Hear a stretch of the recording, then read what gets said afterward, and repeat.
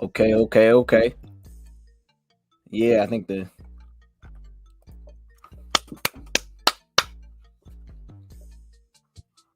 chat. Can we get a one? Can we get a one in the chat? The audio is good. We can hear the beat. We can hear me. Can we get a Can we get a test on that? Just a one in the chat if we sound good. I think so, man. I think we're good. Put this down. Ooh, that's not the right way. Okay. We got some ones in there. Chat, let's do it, man. We're good. This is solo today. Just me. It's just me. We will have Rad on later this week. Planning the day before the draft. Day 2 and 3 potentially as well, it sounds like. So I'm excited. Let's do this, man. I mean, look, this is gonna be a fun one. Let's get in here, man. We don't got no intro. We just rolling it, man. We just rolling it. Let's get in here.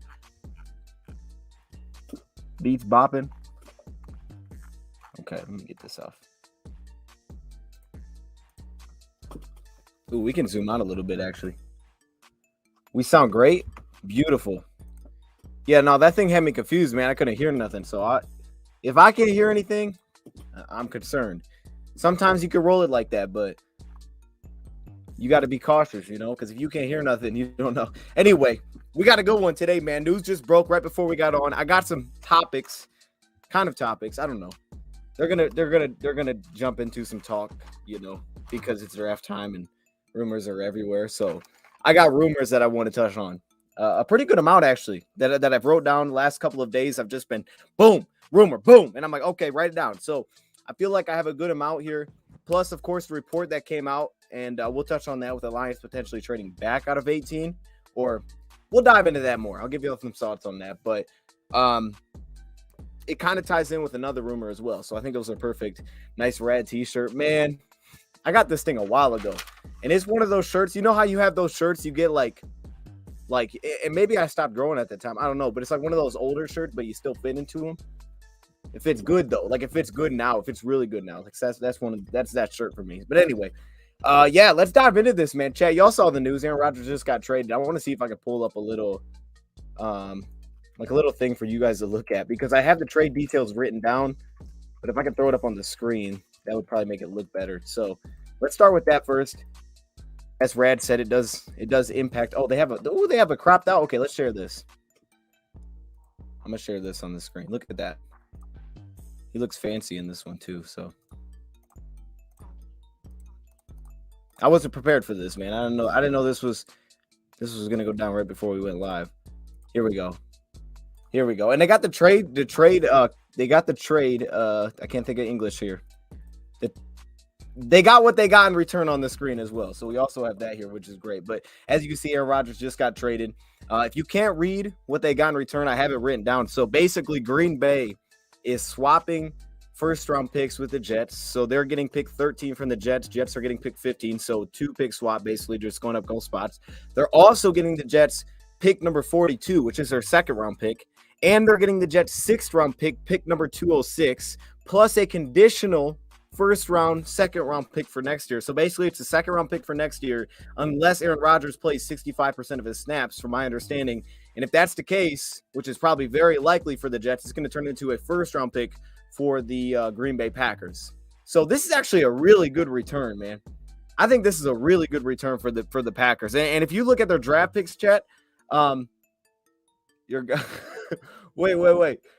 My guy, oh my God! Don't do me like that. Look, man, I was kind of hoping they keep him to be real. I think the distraction, maybe not as much as distraction, but the way that it affects the cap to have him there, I would have liked him to just stay there. I mean, you know, it was fine. We did good against him last year, but anyways, if you look at the Packers draft capital, chat, I don't know if you guys have seen this. This is what the Packers have this year: pick 13 now pick 42, pick 45.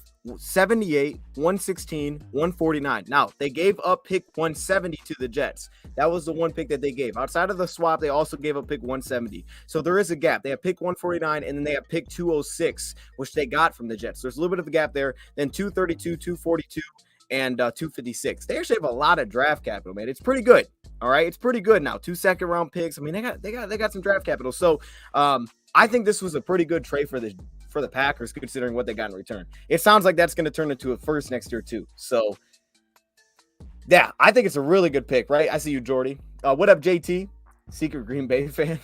Packers won this trade. Nah, man, but for real, I do. I think it's a good trade for Green Bay. And like, again, I wasn't mad with Aaron Rodgers being there because it was like, hey, man, he's costing them money. Like, we did well against them last year. So now they kind of get out of that. Now, the biggest thing is, of course, Jordan Love, because you got to have a quarterback. And I don't know what that's going to look like. I mean, I can't say he's played well when he's played us. So, yeah, we'll see on that. I mean, if that's a mess, then it really probably won't matter too much. The question, I guess, would be now, chat, do they grab a quarterback this year? I would say unlikely to do it early, but at some point it wouldn't shock me.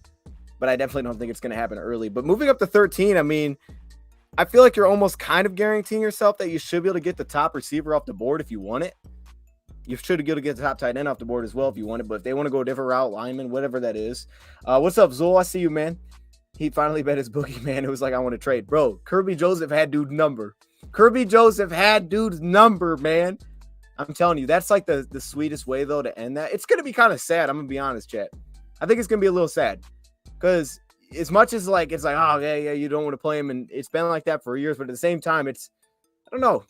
It's like there's an enjoyment to it. There's something different. I feel like personally for me as a fan, when you know you're playing Aaron Rodgers, it's like, if there could be a rivalry in the NFC, regardless of like, oh, what's the records and all that kind of thing, it's more just, I just don't like playing that dude. You know what I mean? So it's just fun to play him.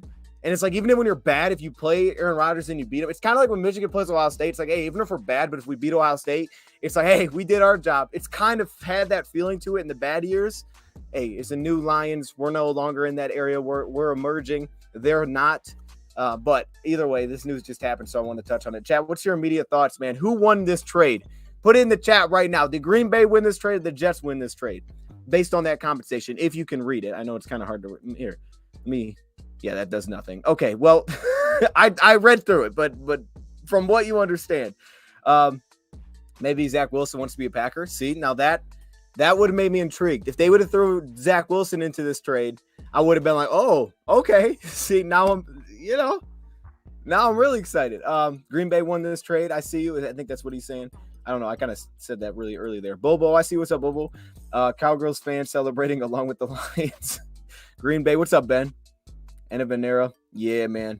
I think Green Bay does win this one too. I think so too. It was a rocky ending though. But I feel like a lot of times that's how it goes, right? Doesn't it feel like that? Like things end kind of abruptly.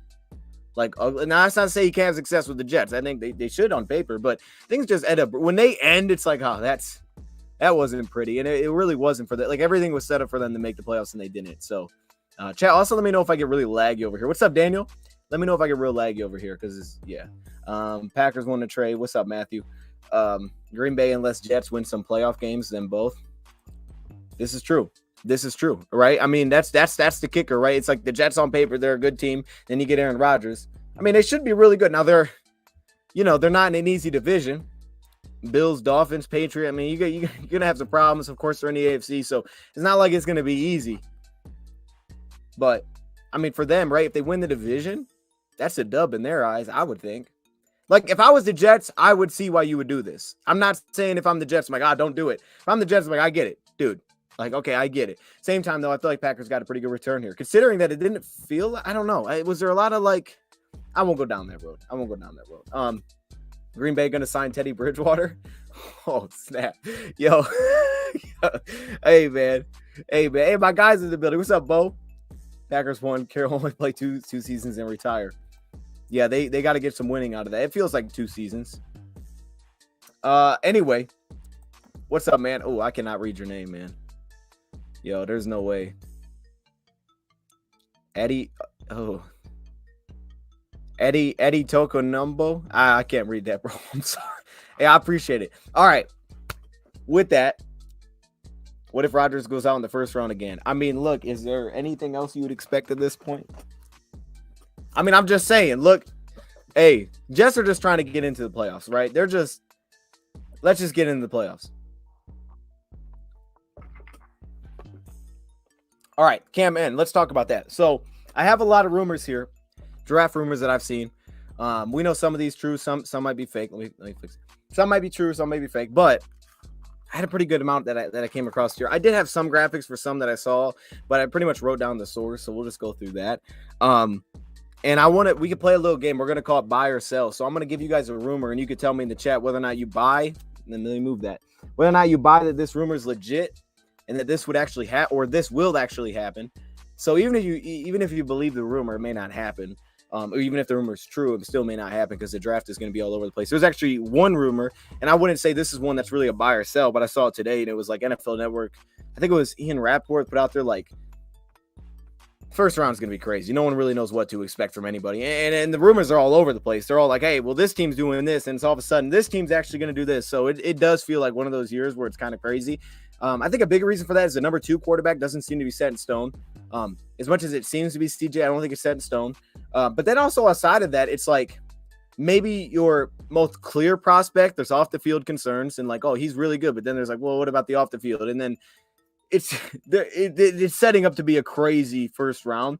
And then at the same time, it's not deep at certain positions. Like receivers usually pretty loaded. It doesn't feel like that this year. Like it feels like tight end is more loaded than receiver. It's just setting up to be a weird draft, and I'm here for it. We got 2 first-round picks, but I guess we can start there. But I want to do this. I want to start with this report that I saw first because I think it ties in really well, and it's actually before I even saw this report. I'm not gonna lie. Before I saw this report that the Lions may look to trade, and I'll throw it up on the screen. May look to trade out, and it's been reported, I think, according to Albert Breer, that the Lions have made calls about moving out. Now, it didn't really go into details from what I read about what that means.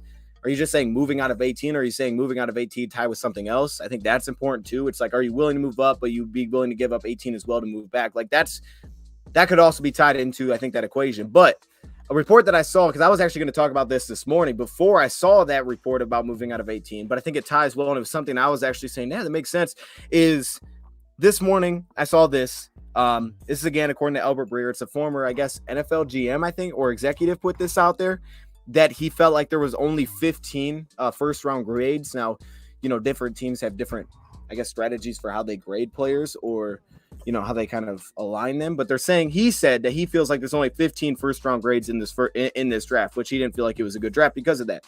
So I think that ties in. First off, we'll start there. Put a buy or sell in the chat. Do you buy or sell? And I feel like this is kind of an impossible one to ask because every team's going to have it different. But let's say this. Do you buy or sell that a majority of teams have 16 or less players with first-round grades? Do you believe that could legitimately be true? All right, so put that in the chat. Put a buy or sell for that one.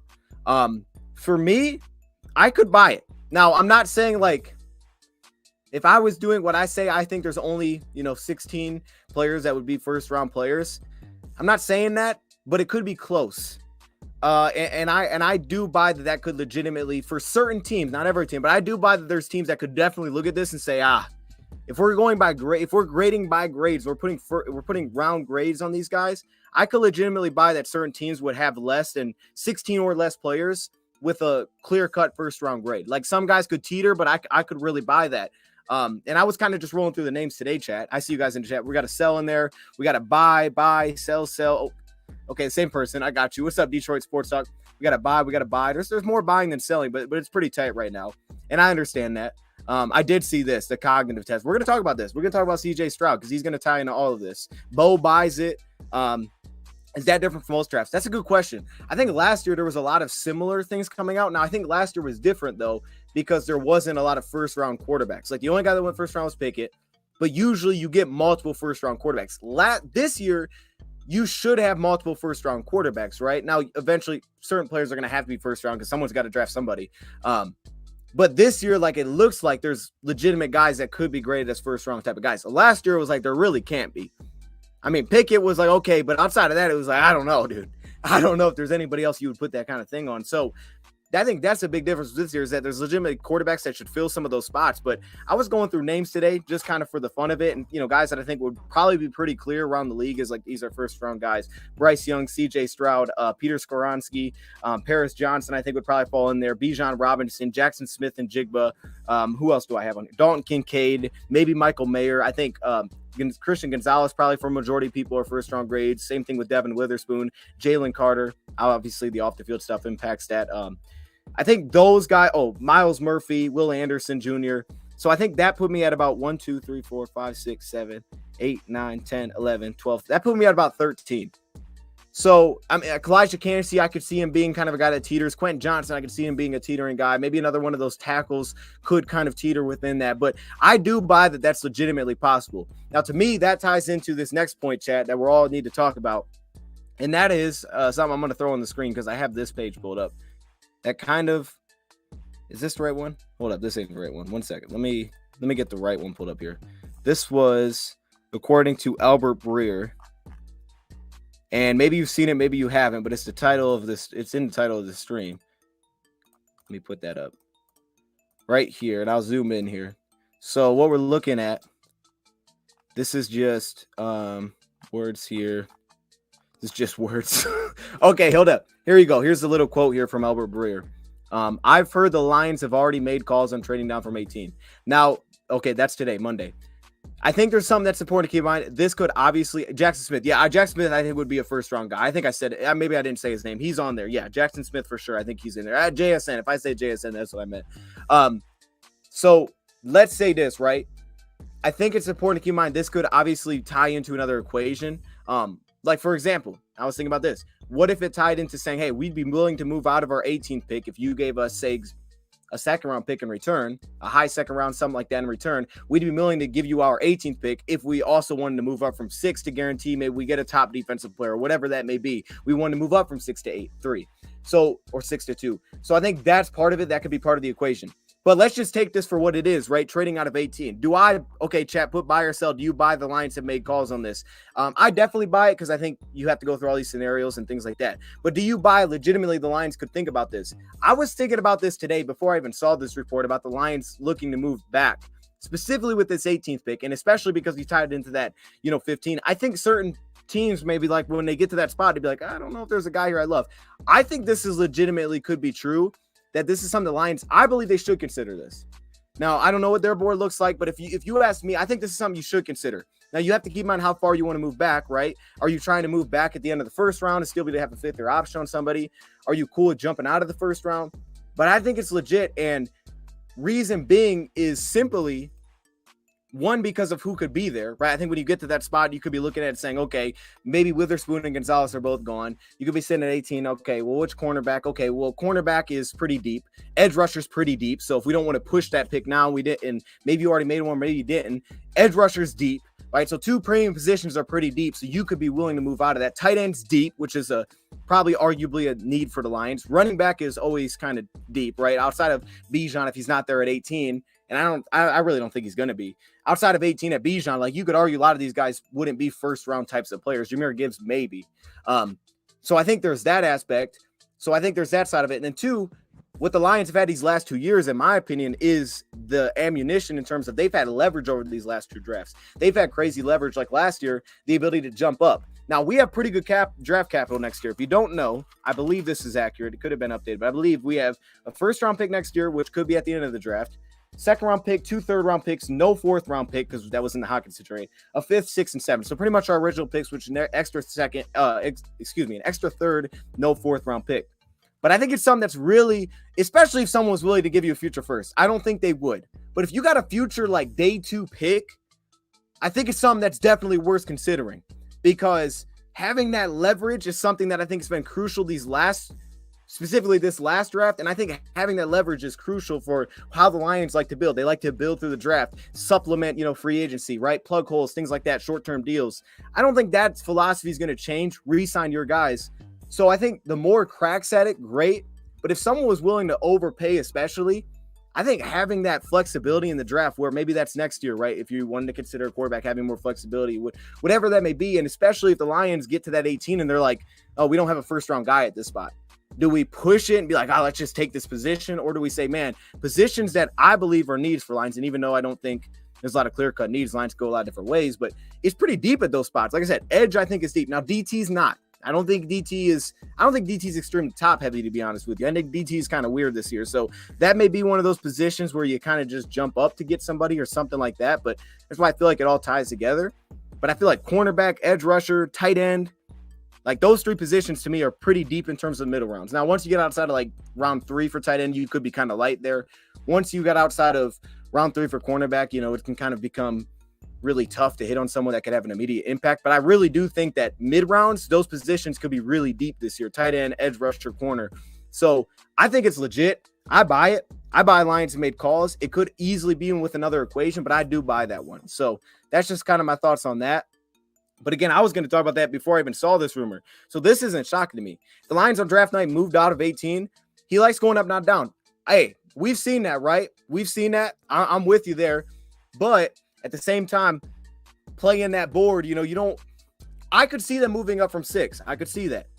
I could see them moving up from 18, but I could also see them moving down, right? If a trade doesn't come together, or if they moved up from 6, especially, and it all tied together, I could definitely see them being willing to jump back from that 18th pick, because you could be sitting there saying, man, there's no first round guys for us. We like a lot of the mid depth, which I do too, for a lot of positions that we're going to hit anyway here. So if it's not a quarterback, or if it's just backing up in the first round and it is a quarterback and you want that 5th year option, I think it's legit. I think it could very well be legit. Thoughts on new Tyree Wilson top 3 mocks? Tyree Wilson top 3. Oh, seeing him in the top 3 of mocks. I think we have a couple rumors tied with that. It's an interesting one, man. Like, I think it's somewhat, again, because of Jalen Carter off the field. Will Anderson, who's super, super clean, but I still think there's things that could be tweaked up. He's just a freak. So could I see him going above Will? I actually could see a scenario where he went above Will Anderson. I could, because if team valued like last year, Trayvon Walker and the freakish athlete over Aiden Hutchinson, who felt very polished, not try to compare those two to each other, but if a team valued that, then I could see a team saying, we'll take Tyree because he's incredibly long. He's got like 36-inch arms. He's just massive. Like, you can't teach that. And if he can play, there's just more questions about him right now. So I could buy it. I could buy that the team would take him over Will Anderson.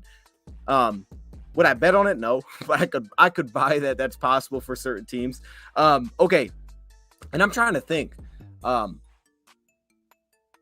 trying to think. I feel like we have moved back still. I know we've moved up in the draft, but I feel like we have moved back in the draft. I could be wrong on that. I can't think of I feel like we have. I would have to pull up all of our trades, but I know we've moved a lot. We've moved a lot of things. So I expect that to continue, whether up or down. Okay, I'm going to give y'all another one here. This has been getting crazy with all this quarterback stuff, man. Like all this quarterback stuff has been wild. So here we go. The next rumor I've seen, obviously Stroud is not here. Here's this one. Stroud is not a lock to be a top 7 pick. Now this one kind of ties in with other ones, because I've seen the Raiders will be willing to move up. The Vikings have considered moving up. So I guess, actually, let's start here. Here's the next buy or sell. Buy or sell. Vikings calling about the 2nd or 3rd pick.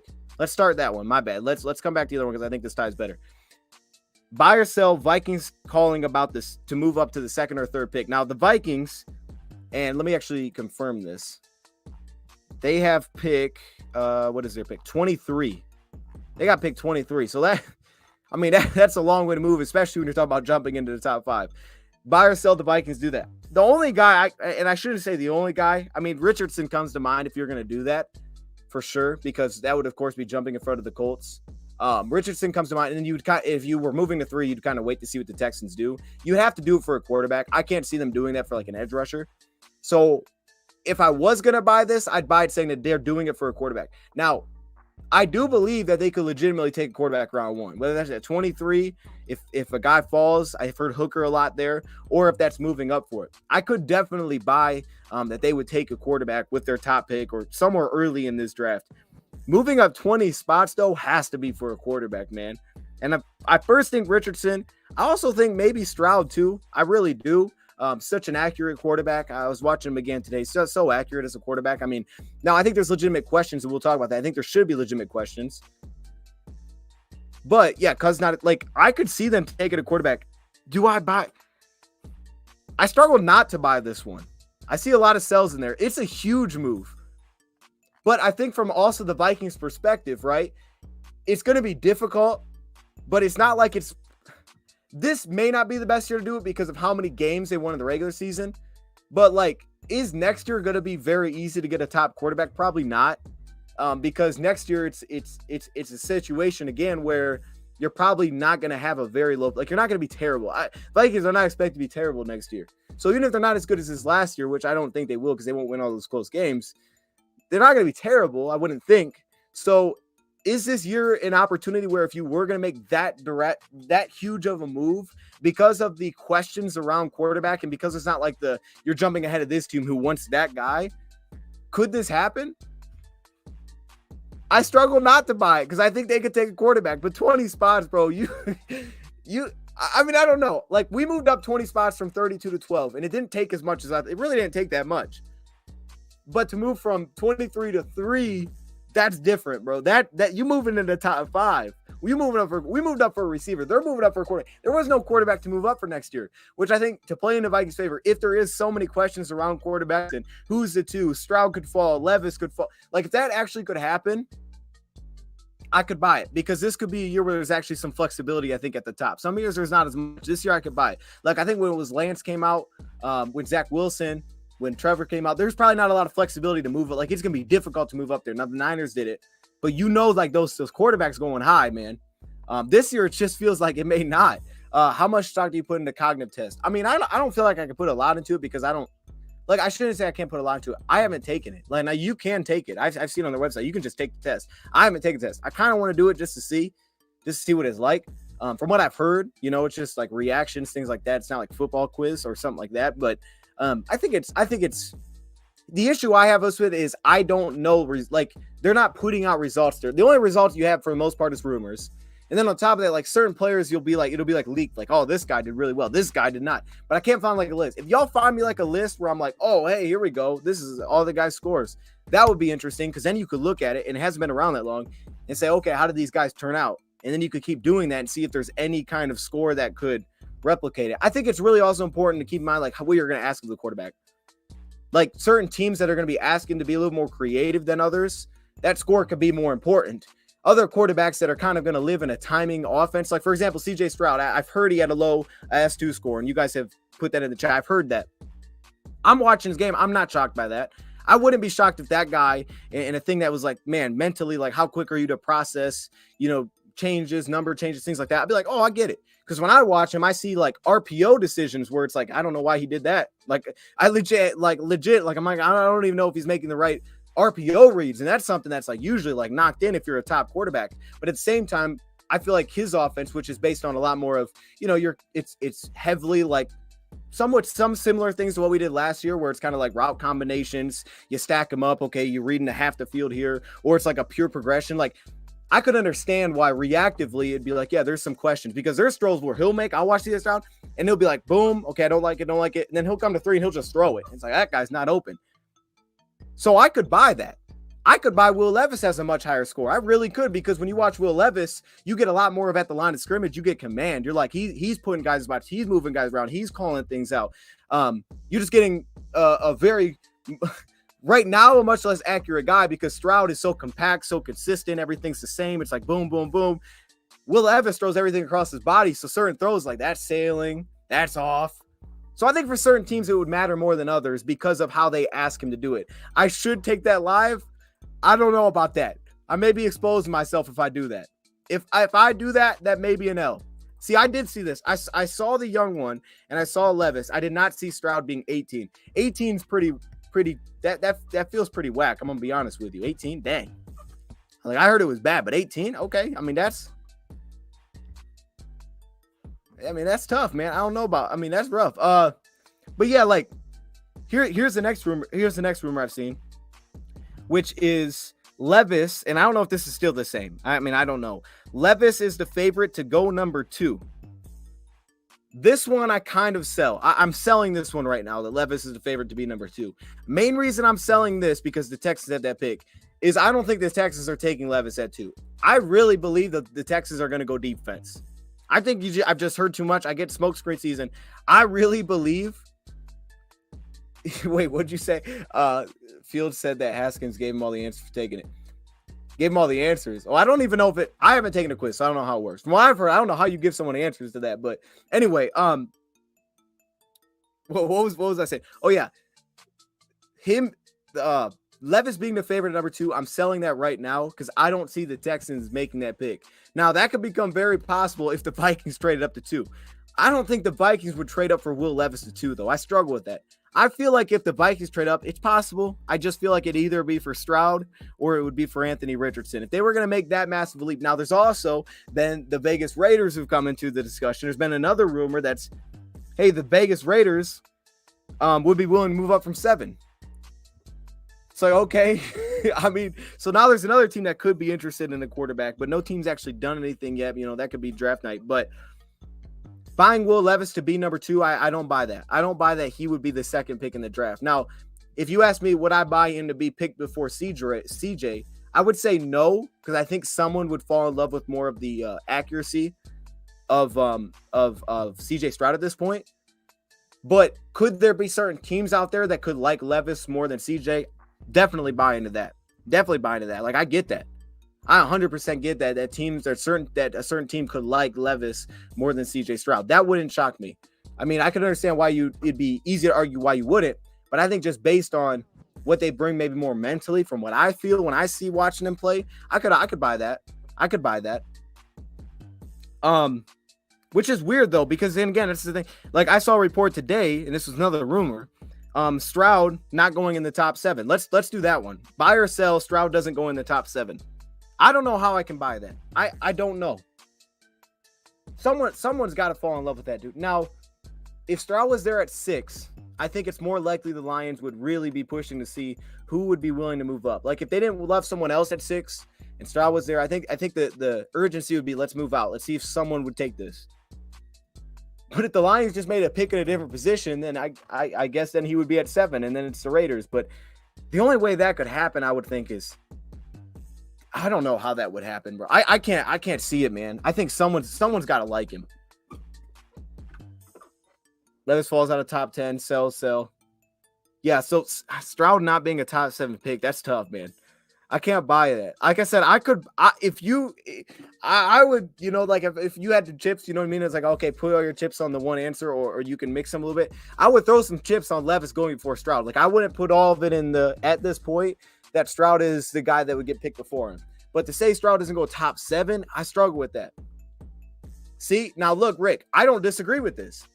I'm saying this from like an NFL perspective. I can't see a team not being interested, or one of the teams that are there, Colts, Raiders at 7, because they're saying not in the top 7, or someone being interested in moving up to say we're not even gonna, like, I don't think the Texans are gonna take him. I gotta think someone likes him enough to get him within the top 7. Now, but to that point, would I take him? I would struggle with it. I would struggle drafting him.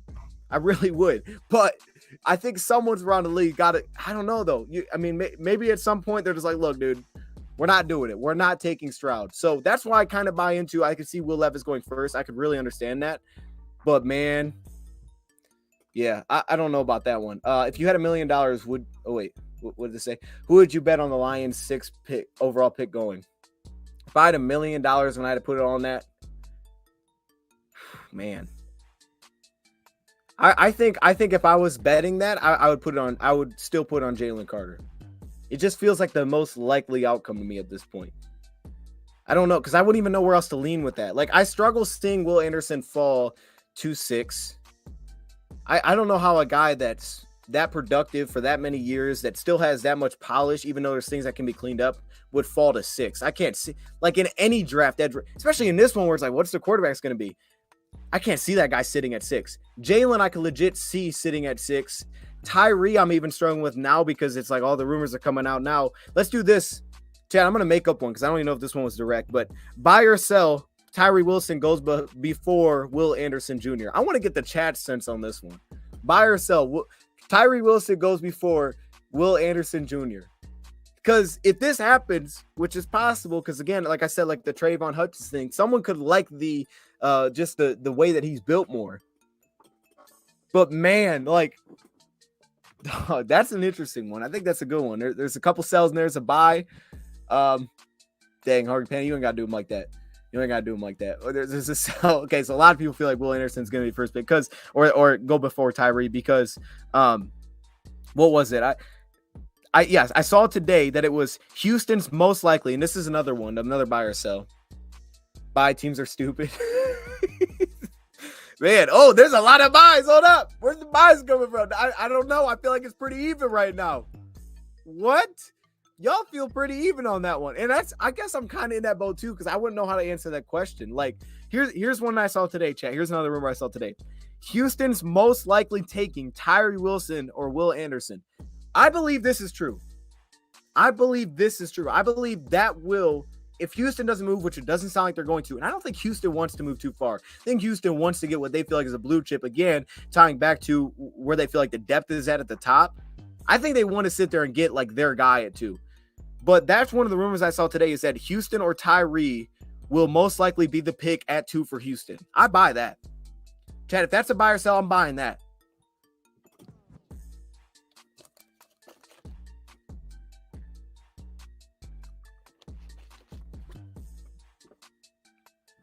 Wilson be great, Texan. One of those two I feel like are definitely going to. Hungry Panda, it's crazy. It's crazy. And its production, I guess, statistically speaking, dropped. Now, I will say this in fairness. Just because we're getting these rumors, and I'm not saying, like, but just because we're getting these rumors doesn't necessarily mean that the NFL is like, oh, now we're questioning it. Like, the NFL, like, those teams, they probably know what they're doing. It's just we get things late. We hear things, they hear things late because, you know, they have their grades, right? So just because, like, even the Trayvon Walker thing, that I don't necessarily know if it was a day or 2 days before where the Jacksonville Jaguars was like, you know what, we're taking Trayvon. Like, that could have been a decision that they had made a while out, or they felt really good about they were going that direction. All of a sudden, the NFL world catches up, and it's like, wait a minute, that guy's going 1? Like, really?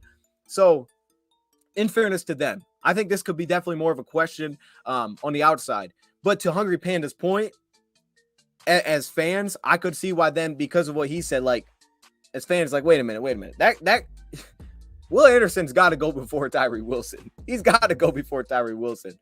That's what I'm saying, Dan. That's what I'm saying, Dan. Top 3 D-line in the league. It would be soon.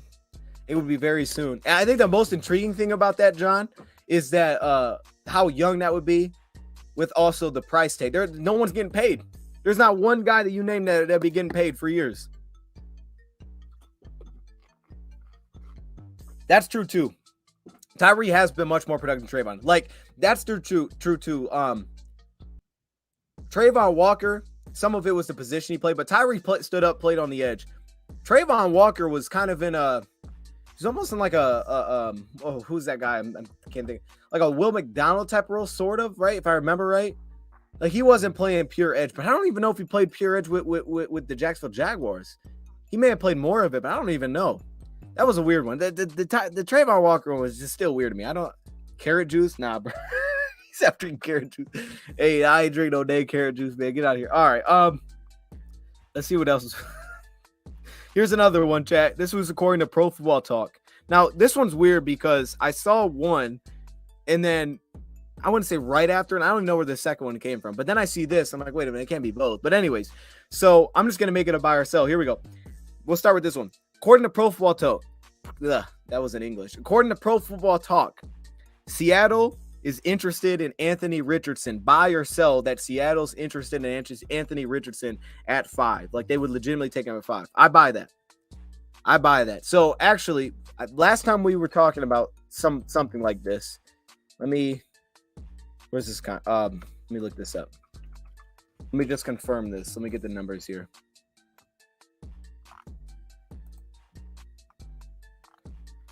Oh, this is not it. This is ESPN. Okay, back up. Let's go. Here we go. I just want to confirm these numbers because, okay, yes, there is a very legitimate out after this year. Now, there's still good dead cap there, but there's legitimate out. There's a lot of people buying this. Dang, I didn't even see that. There's a lot of buying. There's a couple sells in there, but there's a lot of buying. I buy it.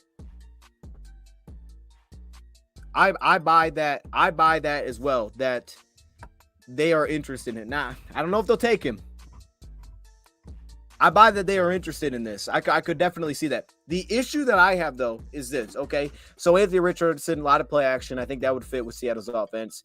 You know, kind of the style, pushing the ball downfield. That stuff would fit. I think it would be really nice with those targets, too. DK Metcalf and Richardson could be a really nice combination. The issue that I have, though, is Geno was really accurate. Like, I get it was, people will point to this. Geno was accurate last year. Like, even just watching we played him back was like, dude, this dude's on the money. Anthony Richardson, first, second level, consistently accurate. I don't think he's on that level. So you're legitimately going to have to develop a part of his game to play within the same type of offense. Now, he did have Russell Wilson. You think back to what they had with Russell Wilson and saying that could they have an explosive offense that has maybe even more running talent with a bigger quarterback with Richardson? Yes. But does to me, Pete Carroll want to go back down that road will be the question. But I do buy that that's possible. That I do buy that they're interested. The second part of that, which is weird, I saw this afterwards. I don't know who this was. I don't know who this was from. I wish I had the source of it because it was a legit source. I just don't remember who it was from. But it came out that here we go, chat. I don't know who the source was. Dang, I wish I could find it. Maybe you guys have seen this. Seattle is taking Jalen at number 5. I saw that rumor today. It was like Seattle's taking Jalen Hurts, or not Jalen Hurts. My goodness, they're taking Jalen Carter at number 5. It was like boom, they're taking him if he's there at number 5. Buy or sell that. If Jalen Carter's there at 5. Do you buy or sell? They are taking him. No, we're not even questioning this thing.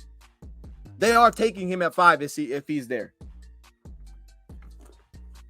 Now we've seen Seattle, I think especially back in the college days with Pete Carroll, like they've taken guys where there have been off the field questions. They've taken freak athletes and then they found roles for them, which is why I do believe Tyree is also a possibility at that spot. It's also part of the reason I believe Anthony Richardson's a possibility at that spot. But if he's there, they're saying they're taking him.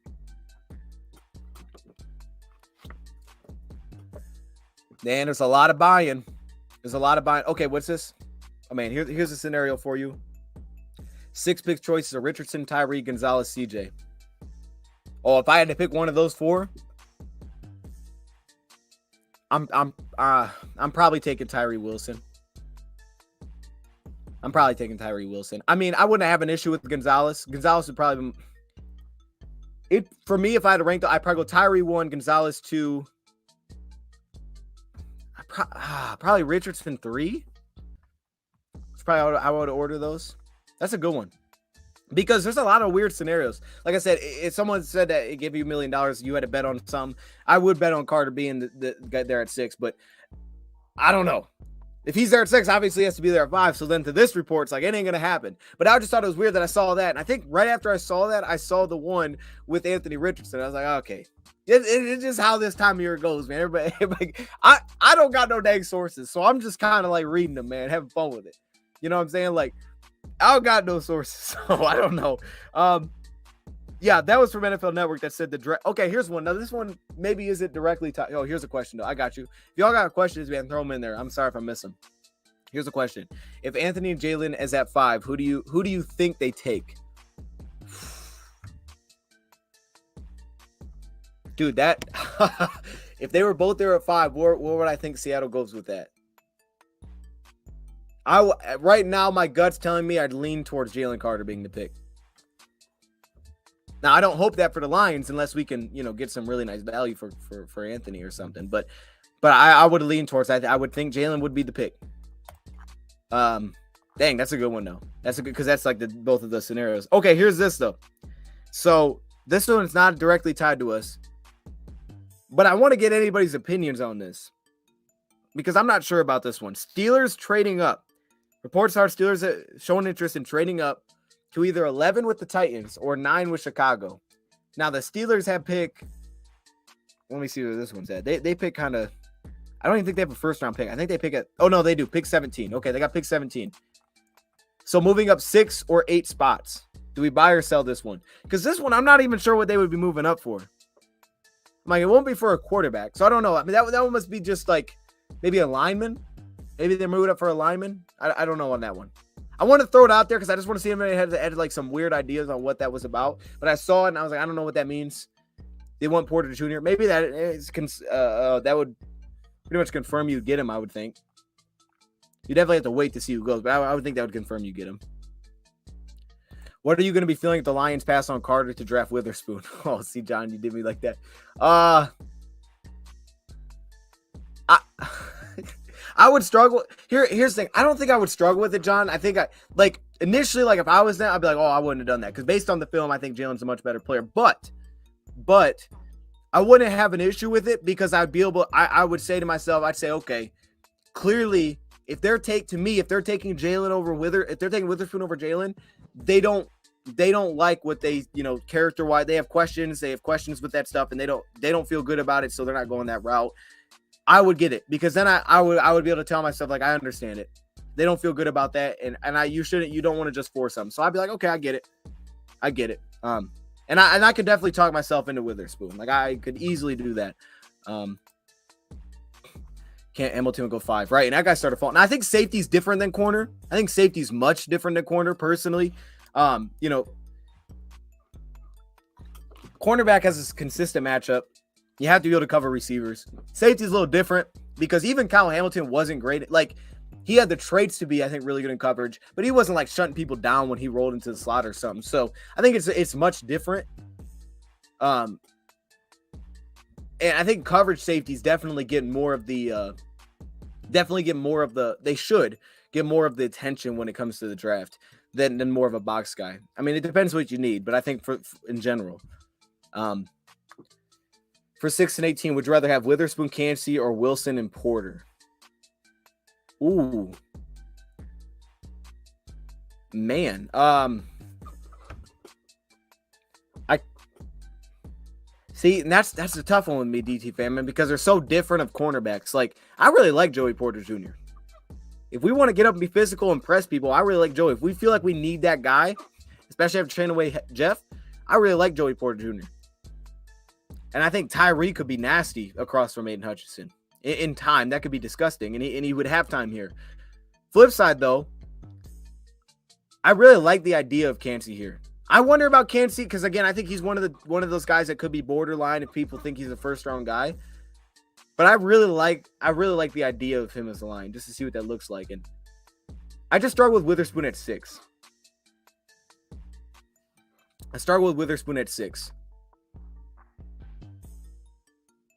Man, I don't know on that one. I don't know on that one, dude.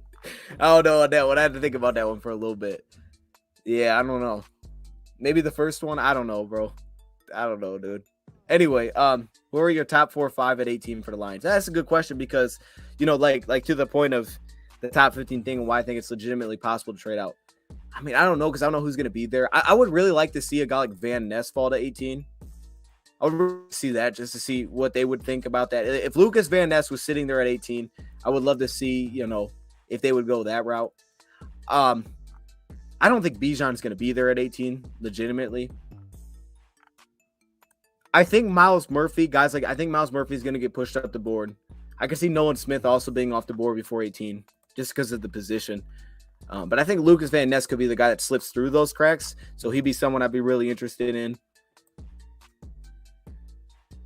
That's a weird one, man. I don't know. I mean, I think Deonte Banks would be really interesting, because, again, I don't know if he's a guy that teams would look at as a first-round guy.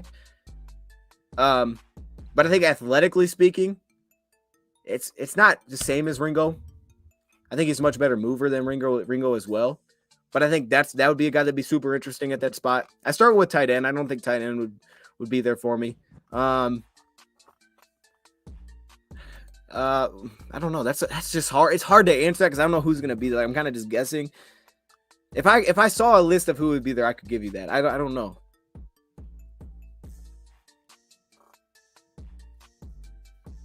Is to draft Carter than Cansey? I can't see that happening, man. I can't see them doing both.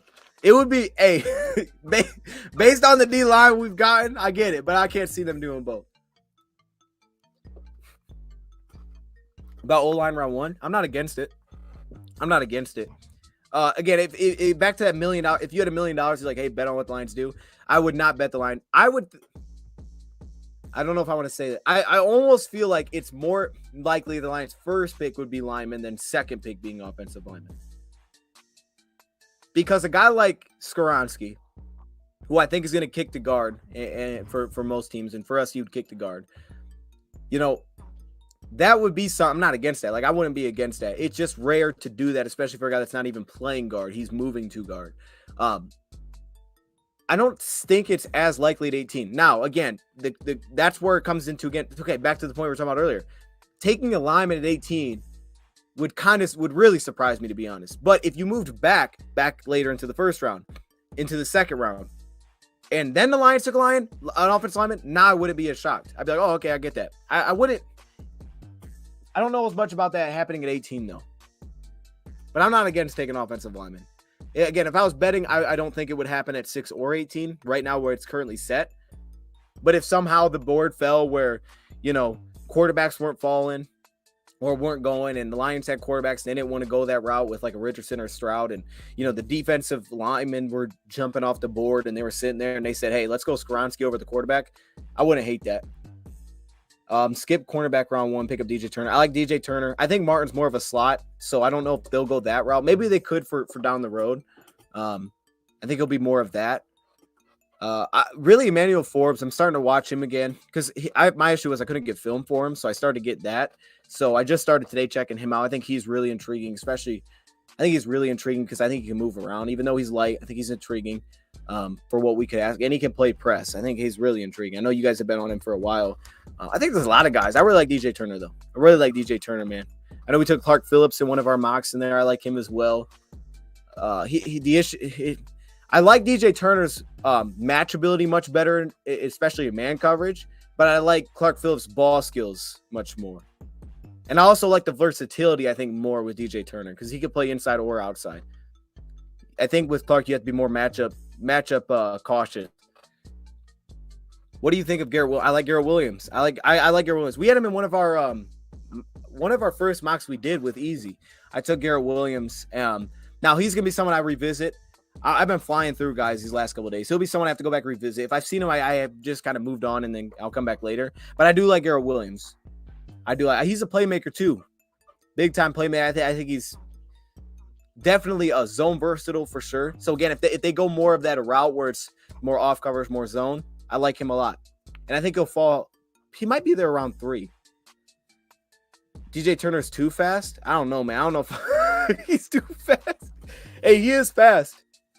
He is fast. I really forgot he ran that 40 because I was going through doing my report thing on him. And all of a sudden I look up what his numbers were. And I'm like 4.26. Like, wait a minute. Oh, yeah. He went crazy at the 40.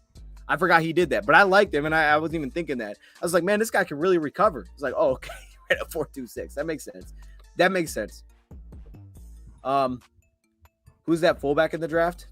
Are you talking about the guy from North Dakota State? I think Panda always mocks him.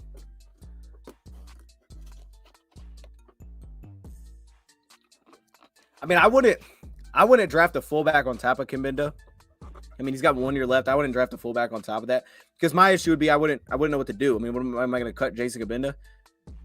Like, I think Kabinda's just got a very specific role, and he's just that. Like, he's a linebacker playing fullback. He's going to hit people, and he's not afraid, dude. He cracks people. Now, he's got to be healthy.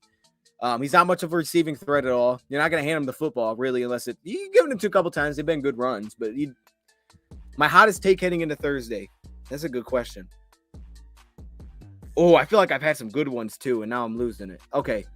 Hottest take for Thursday.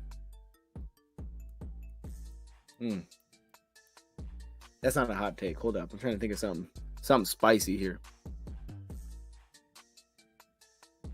Oh, man, I don't know. Hold up. I don't know. I don't know. You got to put me on the spot. I haven't really thought of a hot take, man. I mean, I feel like some of my takes people feel like kind of crazy, but I can't think of one on top of my head that I feel like is crazy. I don't know. Let me see.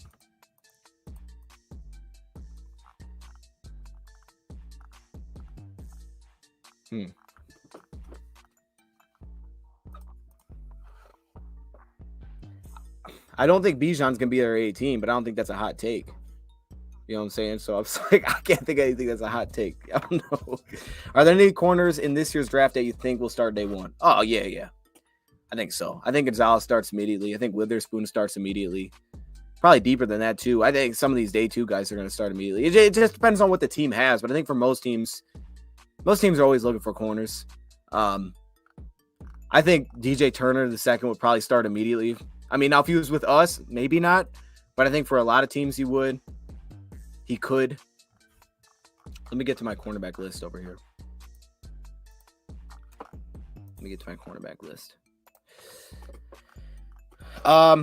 Forbes could start immediately, I think. Clark Phillips, especially if he was in the slot, would start immediately. Joey Porter Jr. would start immediately. Yeah, I think there's a lot of guys that would. Keon White's a dog. I love Keon White. Bro, when Keon White was chasing 2 different games, when he's chasing a running back down the field, it's like, come on, man. That dude plays hard. Like, you would think with a guy that's that big, that athletic, like the knock would be, oh, he kind of takes plays off. No, that's like the complete opposite. It's more just like, technically speaking, it's like, man, it's not that sound. But that dude plays hard. He's such like an outlier. That's a bold take. Keon White might surprise how high I think he goes. I think because of the way the first round set, I don't know. I can't go to say he'd slip into the first round. I mean, I think there's a world in which he could be a first round pick, but I think very early second. Nah, I don't got him top 20. Nah, John, that's a good one. That's it. I like that you give me an idea. I wouldn't have him top 20. No, not for me, man. Not for me. Here's my hot. I think Keon White goes before he does. Adetomiwa, I think Keon White goes before Adetomiwa goes. The one thing that will push him up is the depth of the edge class is deeper, I think, at the top, especially than defensive tackle is. Like, there's a legit drop off, especially if you're looking for size. Now, he doesn't really bring that because he kind of played DN. He's only like 280 or something. But yeah, I think Keon would go before. It was a good guess, though. I like that you had that guess. That's a good one. How many quarterbacks go in the first round? I think Stroud goes first round. We know Bryce Young's going 1, or he's going first round. Anthony Richardson, to me, has got it. I mean, look, Malik fell last year, but Malik's just different. He's not built like that. I think Will Levis goes round 1. I'm more confident Will Levis goes round 1. So that's 3. I'm not sure on Hendon Hooker. I think the Vikings might legitimately take somebody. But if they were willing to move up to 3 and 2, that's not for Hendon Hooker. Titans, I think, would legitimately take somebody. I think those 3 are locks. I think those 3 really go first round.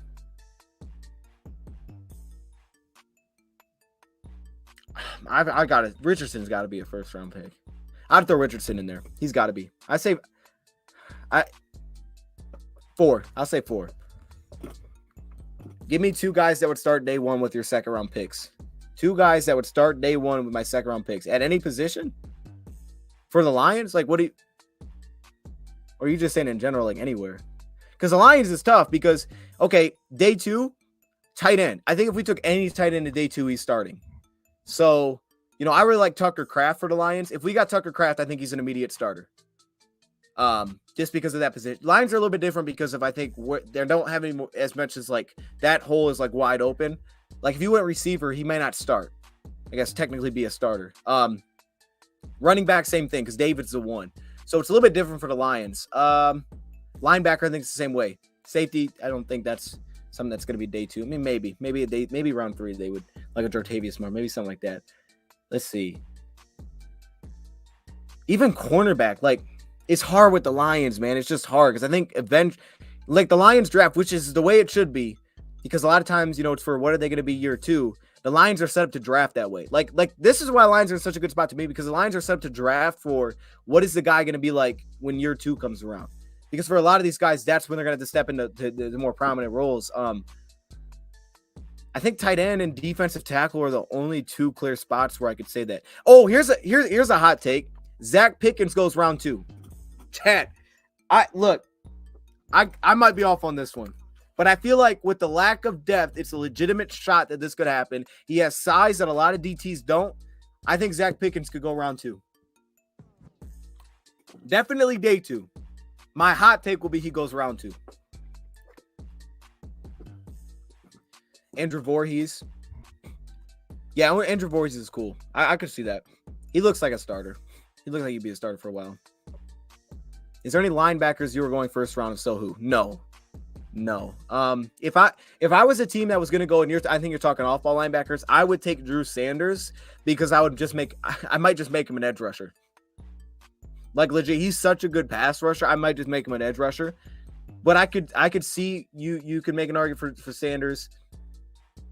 I don't think Simpson he has a defined role to be a round 1 pick. Again, it's just tough because it's like if it's light enough, it could, but I don't think it's as defined. Jack Campbell, his position for certain teams, I don't think is going to draw interest. Certain teams will, certain teams won't. So I don't know if he go round 1. The only guy I could think of really is I can't think of his name now. I just said it. Dude out of Arkansas. Drew Sanders.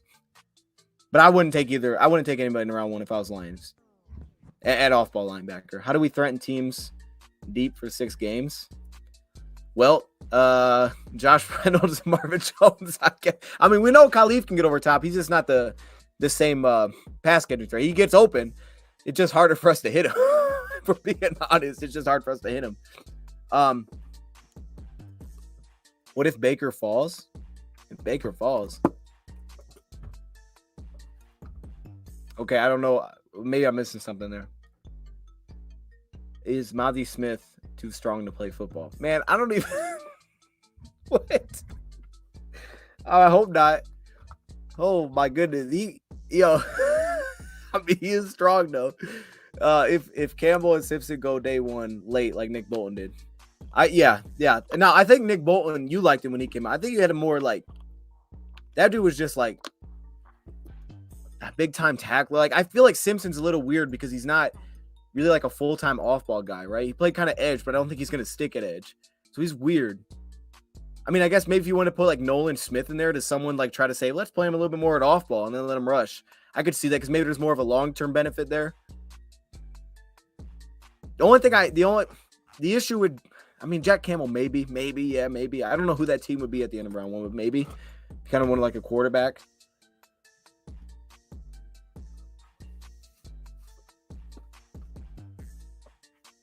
Quentin Johnson, 18? I wouldn't. Okay, here's the thing with Quentin Johnson. I want to say I wouldn't. Because he is so, like with Quentin Johnson, he would be that deep threat. We know that. Quentin Johnson, he was kind of reminding me of J-Mo. I'm not going to lie, dude. I was watching him again. Yeah, I was like, man, I kind of get J-Mo vibes here. Just from the sense of his best trait is his ability to just make plays with the ball in his hands. You give him the ball, he's crazy with the ball in his hands. So that's like it's at a higher level than when J-Mo came out, but I thought Jameson was really good at that. But we know it's just his hands. It's just his hands. For me, that's the biggest question with him. So I'm with you. Yeah, this is me. That's what pulls me away from. I mean, if he was there round 2, I'd probably take him. I wouldn't do it at 18 though, just because I don't. But he does separate himself in the sense that, I mean, if he had better hands, he'd probably be a top 10 pick. But he separates himself from a lot of those guys because a lot of receivers outside of Quentin Johnson are all small. They're all small outside Johnson. Even Jordan Addison playing the outside, he's 170. Quentin Johnson's a big dude. And he's crazy with the ball in his hands. He might be better than all those guys with the ball in his hands. He just doesn't catch, like, I don't like how he catches. And it's not even like to my man said, like, even when he catches the ball, sometimes like, I don't like how he caught that. But also, he has a lot of drops. Mazi making it round 2. That's a good one. Probably end of the first. Maybe round 2. Maybe. I mean, I really could see a team like the Saints like him just because of his size. He's not going to give us much pass rush, but he'd be like their true nose. Do you take Bijan at 18? Oh, I see you, Bo. I have to check him out. I haven't watched any Caleb Murphy. I'll have to check him out. I know we had a guy in here from Ferris State a couple years ago, but I don't think he ever really stuck around much. Do you take Bijan at 18? I mean, I don't think he's going to be there at 18, man. Like for me, when I've never taken Bijan at 18. I really like the depth of running back this year, and I would now. Okay, so back to the Lions thing, right? Let's say the Lions moved out of 18. I think a lot of that would be Bijan's not available. If the Lions moved out of 18, I just don't think he's going to be there. I really don't think he's going to be there. I guess in maybe other years you'd be easier not to take him, but this year it might be kind of hard to not take him. Those Trailblazers, who's your favorite? Man, I'm not even like a big Trailblazer guy, to be honest with you. This is just because there was a Michigan player there. So I got this like 3 or 4 years. I don't watch the Trailblazers. I mean, I don't watch the Trailblazers, not anymore. But I got this a couple years ago. Like I said, this still feels good, man. You know what I'm saying? I'm not really a Trailblazers fan, but I like how it looks. Like their logo's kind of fire. I feel like their logo's fire. I don't know what it's supposed to be. Is this? It's trails. Wait a minute. Is this a trail being blazed? Hold on. I never noticed that. Yo, maybe that's what this is. I just thought it looked cool. I don't know. I believe St. Brown and J-Mo are the only 2 receivers that have under contract past this season. At receiver, yes. We're very light at receiver after this year. Especially now when Cephas just got cut. I think he was 1 year anyway. But yeah, Josh is 1 year. Khalif got 1 year. Like we've thrown that chart up a lot. I can throw it up, but all the guys that are under contract next year. So yeah, I do think receiver will be something we draft. I struggle with how early, because I think if a guy like that, it's clear that slips through maybe like 81, they take it. But then again, I think if it doesn't, they won't force the pick because they don't need it. Like they don't need a receiver necessarily, like that, just a receiver in general. But if there's a guy that they feel like could play on the outside, especially that could develop into it next year, I think they'll definitely take that. How about trading up to get Anderson at 3 and getting Bijan at 18? Man, I mean, I'm down with trading up. I'm down with it. If he's there at 3 and the Lions love him, go get him. I mean, for me personally, man, if I'm trading up, I'm taking Carter, but that's just me. Again, I don't know any of the off the field stuff, so they'll have to make their decisions on it. But if they decided it doesn't check out and they still want to trade up, like Carter's really good, man. But I do feel like there's parts of his game, and my favorite part of Will Anderson, I thought his contact balance. For an edge rusher, the guy is always on his feet. Like certain guys that are always on the ground, he's always on his feet. The stunt work that he can do, he just pinballs off of guys. The immediate run game impact, which is really hard for me to ever say I don't want that. Yeah, I wouldn't give up a future first. I wouldn't give up next year's first round to move up to 3. I wouldn't do that. Clyde the Glide Drexler. I mean, like I was thinking about that, but I didn't watch him play. You know what I'm saying? So like I would just be kind of just saying it, you know. Do you think Jameson can appeal suspension? No, I don't think so. I think it's like immediately once you do it, you're kind of just, you did it, you're suspended. That's why I don't think there's like much discussion about it outside of the contract stuff. Speaking of that though, the contract stuff is interesting. So I don't know if you guys have saw this, but basically, so Jameson's going to lose out on roughly $382,000 this year, which is the 6 games that he's going to miss due to the suspension. So we know that. CJ Moore, which is weird because of when he signed his contract, his is a little bit different. There's kind of like predictions on what it's going to be. It sounds like the Lions are going to be on the hooks for the guaranteed signing bonus they gave him, which the predictions are kind of, it's going to be like maybe like $700K this year, but it's like 1.4 million in totals, but only be like $700K the Lions are on the books for. The 1.6 million in base suspension, I guess, wipes that out.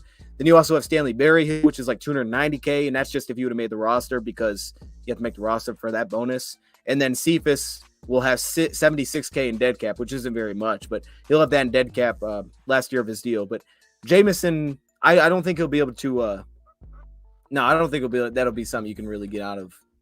I don't think. Plot twist, we take Carter and Ika. Man, I mean, look, if I'm down with it. Let's just, if we're gonna do it, let's do it. I guess, if you're going in, go in. Seems like a Campbell Holmes type of guy. Yeah, I definitely agree with that. Like productive. I feel like what I really like about Anderson to that point, and I don't know if I wrote that down or not, but very like, okay, sometimes it's not all about the sacks. He's a guy that's really willing to open up his teammates. Like he's willing to do the kind of the dirty work, if you will. Like he's willing to be that guy that's going to open other people up on stunts. Kind of like I'll do my job. That way you make the play. Like I got that sense from him. So yeah, I'm with you on that. I think he'll be a good play. That's one of the guys that I don't really think he can bust, because I think he's just going to have production, especially when he plays guys that aren't very good. Like if he gets a bad matchup because of an injury, he'll probably light the guy up. But then on top of that, he'll bring immediate run game impact, which never gets talked about with the top pass rushers, but it's so crucial. I feel like, especially for us, because we struggled against the run for so long. So I always love that. That probably be the most part I get excited about. It's like, man, we got a dog at run defender again.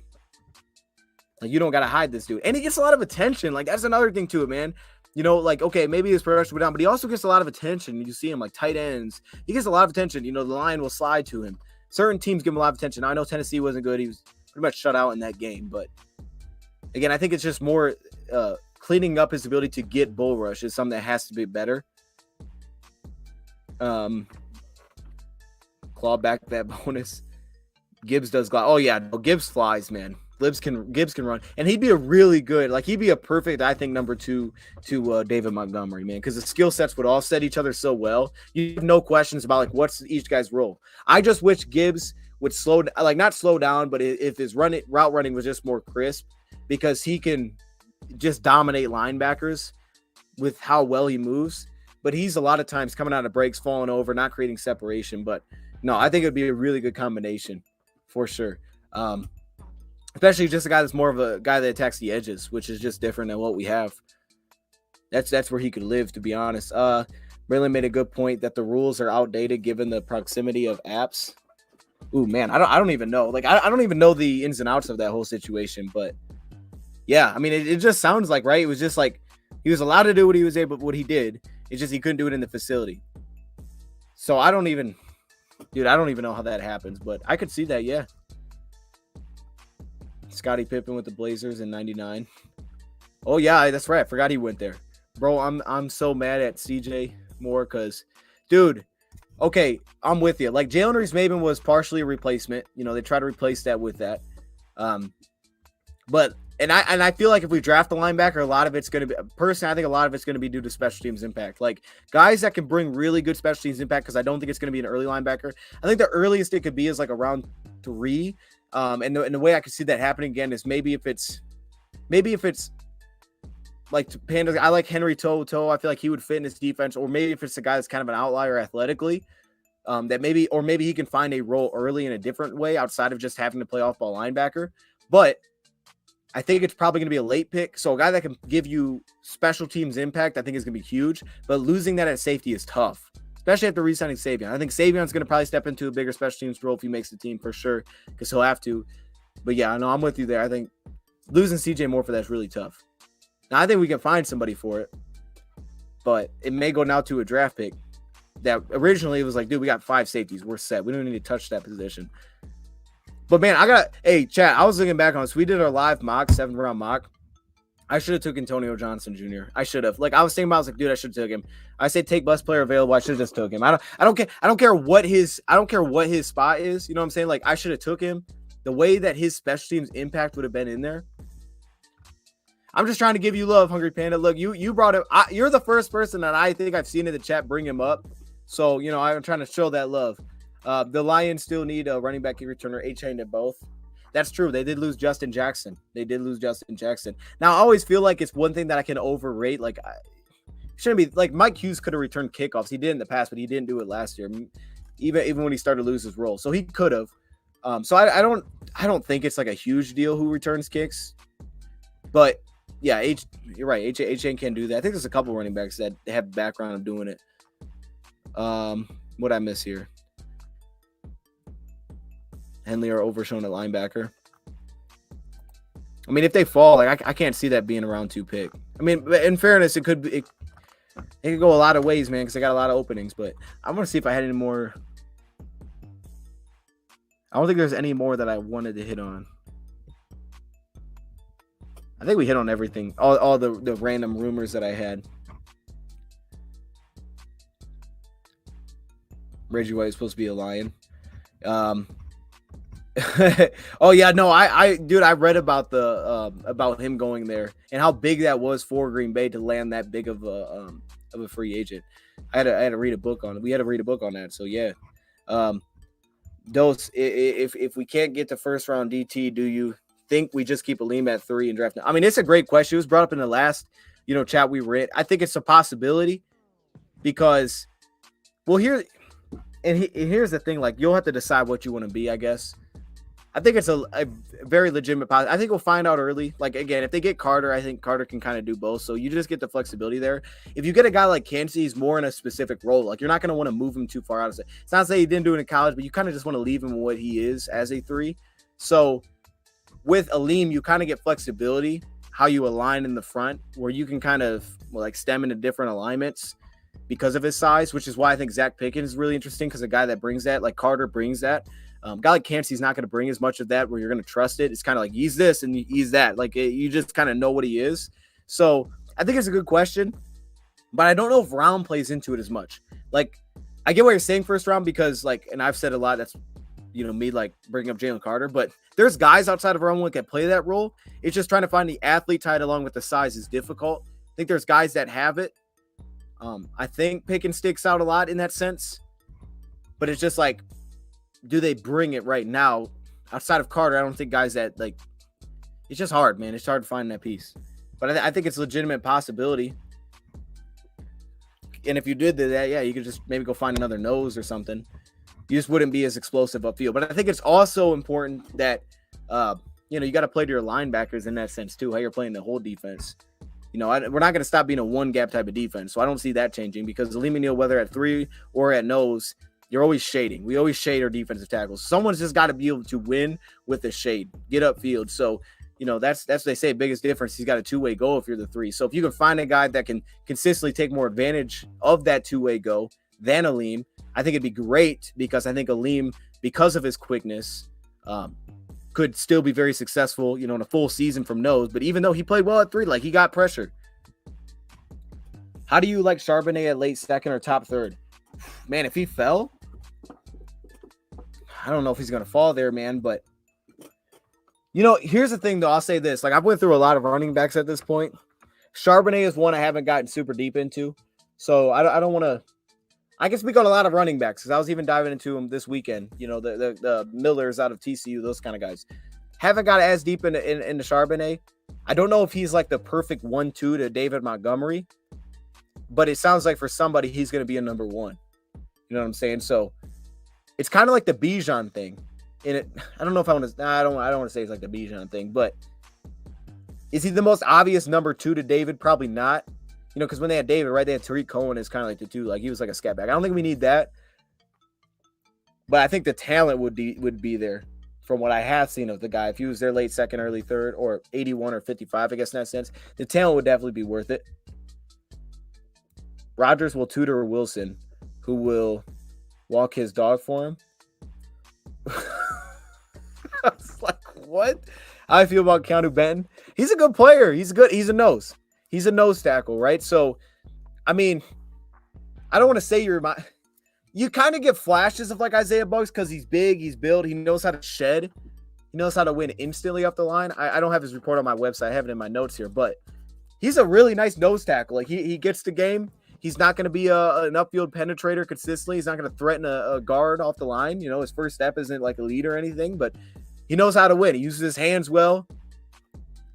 If you want a nose tackle that can win his gap, there you go. But it's just a much different type than, say, a Kalijah Kancey. It's a completely different skill set.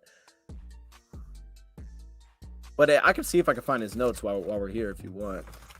But yeah, no, I have went through a lot of running backs at this point. He's just one I haven't got as deep into, so I don't want to say too much. And my plan, I'm hoping to try to put together some type of big board on Wednesday. That way we can go through it live the best that I can. So I'm just trying to fly through players as fast as possible. I don't know if draft student is accurate, but they always say you get Brandon Ayuk and Willie Gay type of thing. Oh, you mean through the trades? Hey, Willie Gay's been a baller, right? The Lions should absolutely bring Tariq Cohen as a camp body. Hey, I'm saying, right? He's a free agent. Montgomery shouldn't stop us from drafting Mr. Robinson. I don't think it will. I don't think it would. And I always say, like, to me, for Lions, because they have David, I think David's the one. I don't think it's as clear as like, okay, well, this guy's like kind of here, but we could get the guy. Like, David to me is the one.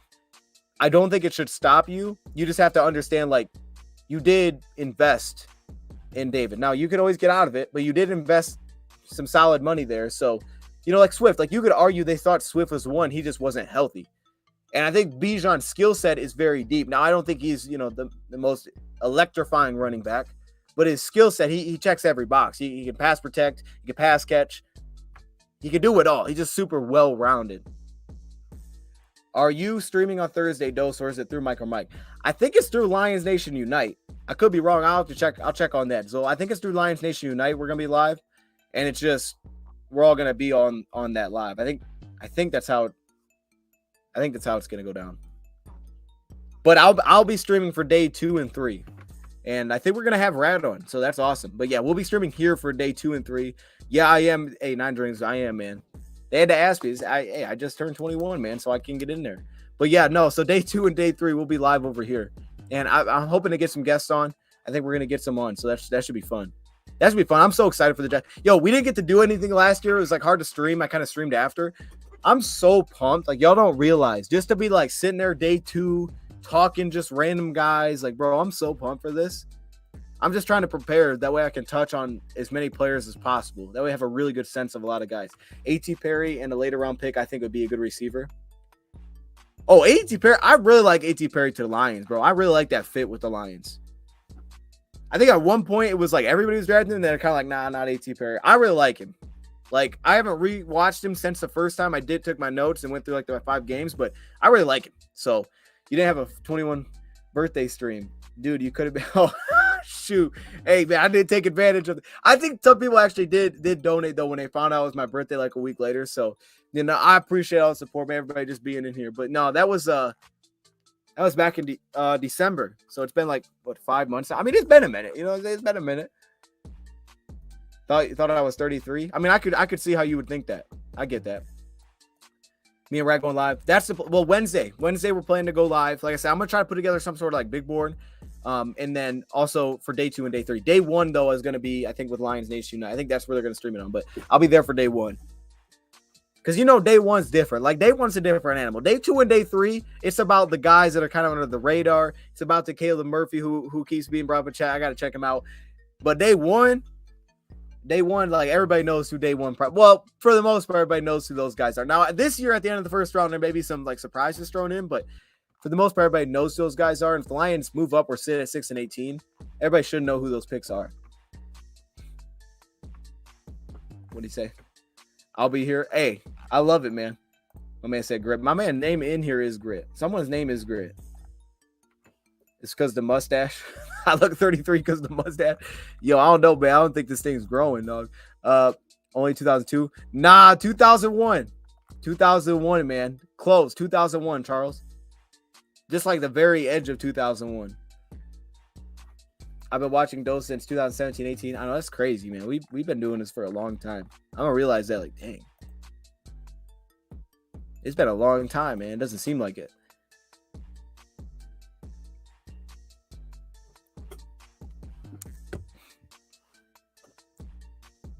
Realistically, what wide receiver or few do you think the Lions grab? Personally, I think we should take one first 2 rounds. I'm not mad at that. I think we'll probably only take 1. I don't think we'd get 2 receivers in the draft. Maybe if we had like a 7th or maybe our 6th, we'd throw an extra one in there. I think we'll probably only take 1 receiver though at max, I would think. I'm not mad at doing it round 2. I don't think they'll do it round 1. Would I complain? No, because I know the value of that position's crazy.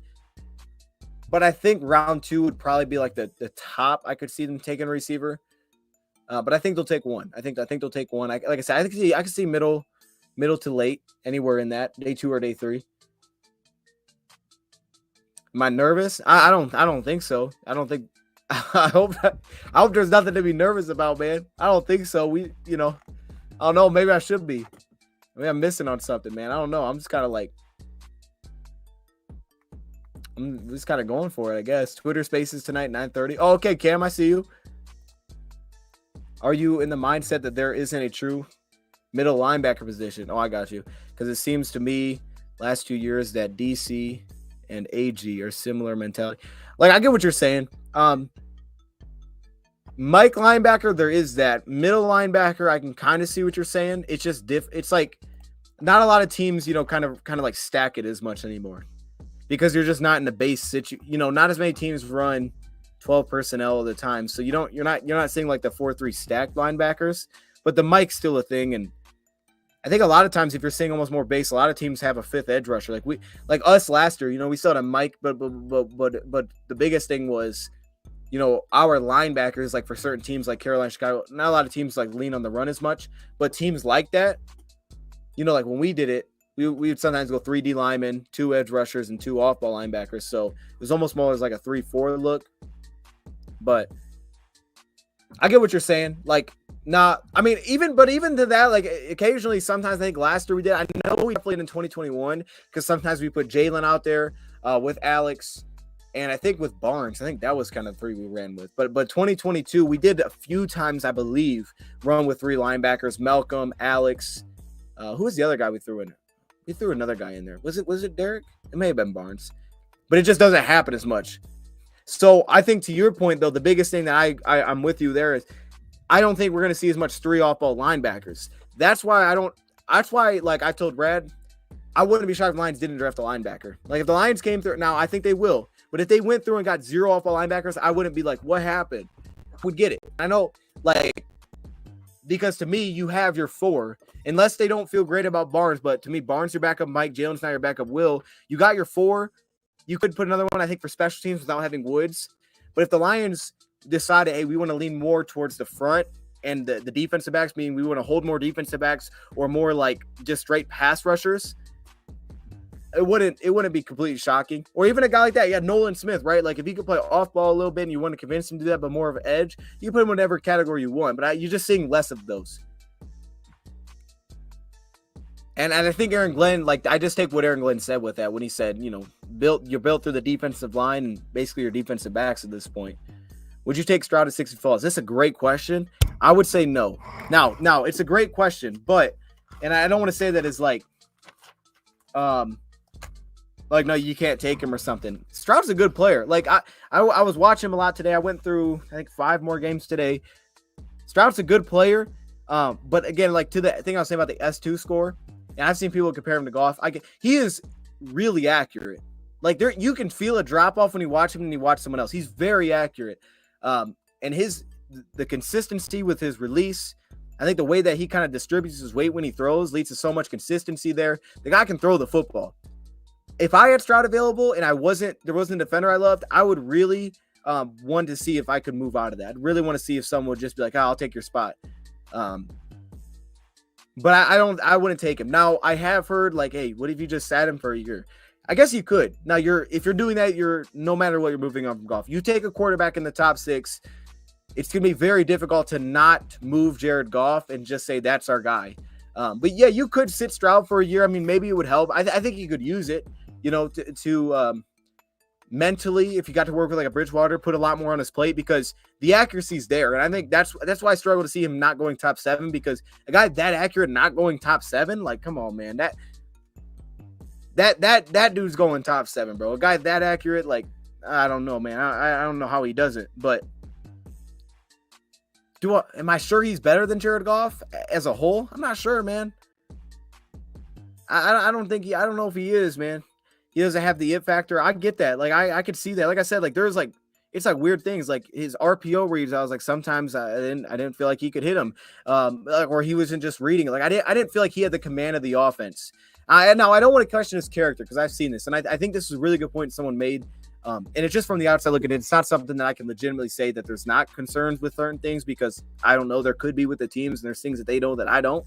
But I think from the outside, a lot of times when it's brought up for like character concerns, it also gets tied into not trying or not playing hard. And I think that can get tied together, and it's not always true. Like sometimes when there's legitimate off the field things that have popped up, they just kind of get clumped in. It's like, well, the guy doesn't actually play hard either. It's like, well, that's two different things. But I think with him, I have had concerns of just more, I would say almost more body language, like the kind of sense that I get of like just the body language of being that leader on the field. I get questions about that. Now, I'm not going into anything character-wise, not saying he's not a good dude, but I haven't felt like my issue is when I kind of have to like talk myself into a guy. You know, it's like I'm like, oh, I would like him because of this. Like that's where I struggle. I don't think I'd have to talk myself as much into CJ because I think he's very accurate. And, you know, if you allow him to just play through progressions, I think you're going to get potentially more interceptions at the next level early than you got in college. That wouldn't shock me. But I can understand why, you know, down the road, you'd be like, oh, no, this guy, he just has certain things that you can't mess with. And he has the size. And he's really a really good athlete. I understand how he's brought up like, hey, it was Georgia game that he started to move. Like, you can find glimpses and flashes. Now, Georgia, he moved a lot more consistently. But I don't see it as an issue. Like, the guy can move. The guy's a very good athlete. Now, I would like to see him slide a little bit more in the pocket rather than just spinning out and taking off all the time. But you'll see, like, the guy's a really good athlete. So I don't have any questions about that either, about is he an athlete? Like, yeah, he's a really good athlete. And he can throw on the move. Like, one of my favorite parts about his game, when he's outside the pocket and he's trying to hit a receiver that's breaking free, because he will. He'll wait till it breaks free to let it go. is that he can keep the ball down. A lot of guys, man, they get out there and they throw it and it's like, oh no, he just threw it up. He can keep the ball down and away from defenders while on the move. Now, a lot of things go into the dirt, but he can keep it away from guys. So it wouldn't be as hard for me to talk it to it. I just don't think I would take him. You know what I'm saying? There's an app playing. YouTube, man. I hope y'all just missed everything I just said, man. I hope it like replays that. It should replay what I just said. You know what I'm saying? Because that's tough. He said, I'm currently driving through Kentucky on my way back to Michigan. You were in Tennessee and Mississippi? Okay. Okay, BBC, how you doing, man? Let's put D-Hop on the field with St. Brown. I mean, that would be nasty. I mean, if it was a Madden, I would make the trade. You know what I'm saying? Like, I would have been done that. But I finesse teams in Madden. Like, I feel like I can't compare it to Madden because I know y'all do this too. Don't act like you don't. When you're in Madden, you go sign free agents and trade them away. Like, that's it's like the biggest finesse ever, but I do it. You know what I'm saying? Like, oh, I want an extra draft pick. I'm going to just go sign the top free agent and trade him to a team. Like, that's yo, I do that all the time, bro. I do that all the time, dude. What's holding you back? Nothing's holding me back, man. I like him. I do. I have a full video, Cam, if you want to see. I did a full breakdown video a while back, and I've just stuck off what I believed then because I don't want to kind of like, because I do this, and I know I do it, so I'm trying not to. If I go back and try to revisit it with like all the hype and there's like rumors and the guy pushing him up the board, and then I go back and revisit it, my mindset will change, and I'll try to view things through a different lens. I don't like doing that, so I'm just sticking to what I thought when I originally broke the dude down. I really like the player, but I have legitimate questions with him in his game, and you know, like I said, I didn't think he was the best like matchup man-to-man corner I saw. I don't think he was the most fluid there, but he's also instinctive, reactive, and playmaking. Like he's a first-round guy, but he's not my top cornerback. But for the Lions, he could be because it's scheme dependent. You don't want to know what I used to do, man. Nah, I actually don't, Vince. The way you said that, Vince, you be doing some crazy stuff all bad. I don't want to know, bro. What's up, Felix? How you doing, man? I think you've watched it twice. Oh, okay, you should know then, man. There you go. I told you everything I need to know. I don't remember what I said in that video, to be honest with you. That's it. That's how I feel about him. That's how I feel about him, man. What'd I say? Did I? Maybe I'll have to revisit it. I don't know.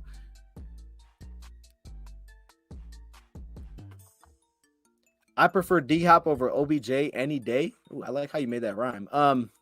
I get that. No, OBJ just has a lot of like injuries, and you don't know what the heck you're gonna get when he's, you know, you just don't know what you're gonna get with the guy.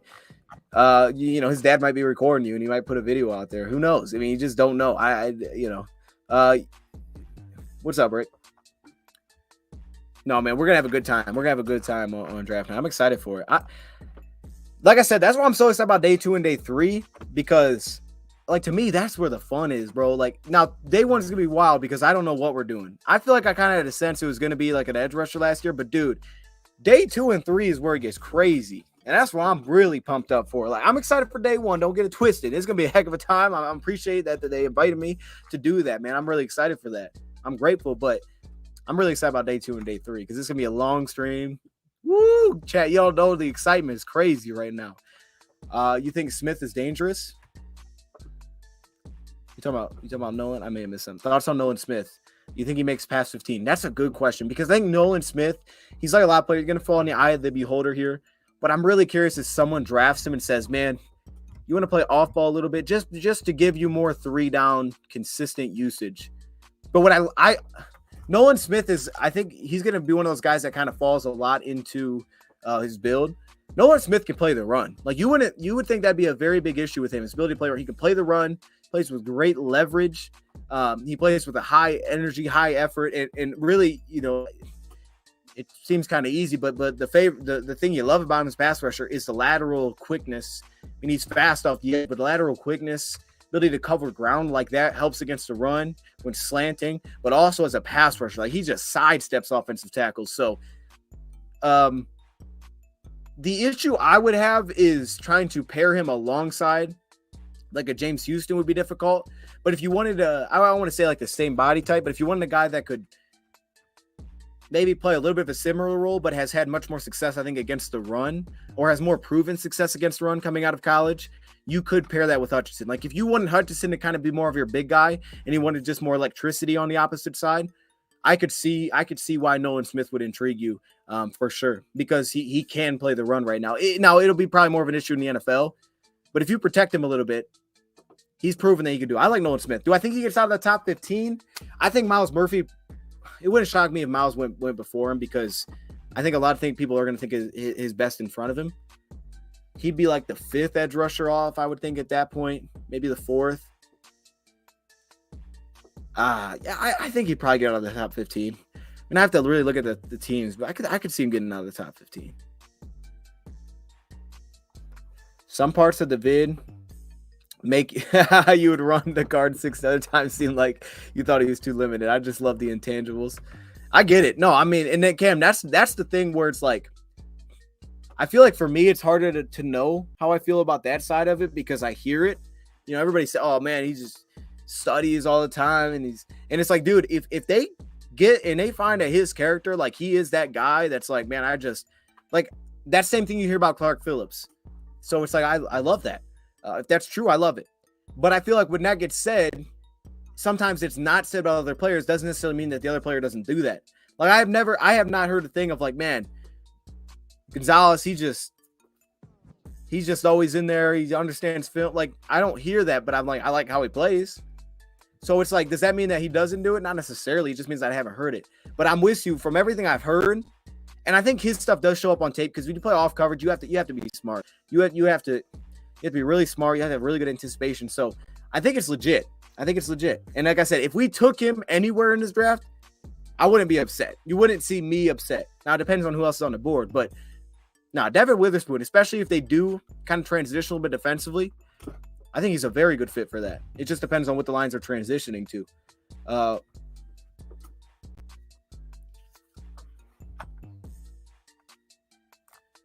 Okay. Let me see. Zul. Now let's talk about the real position need.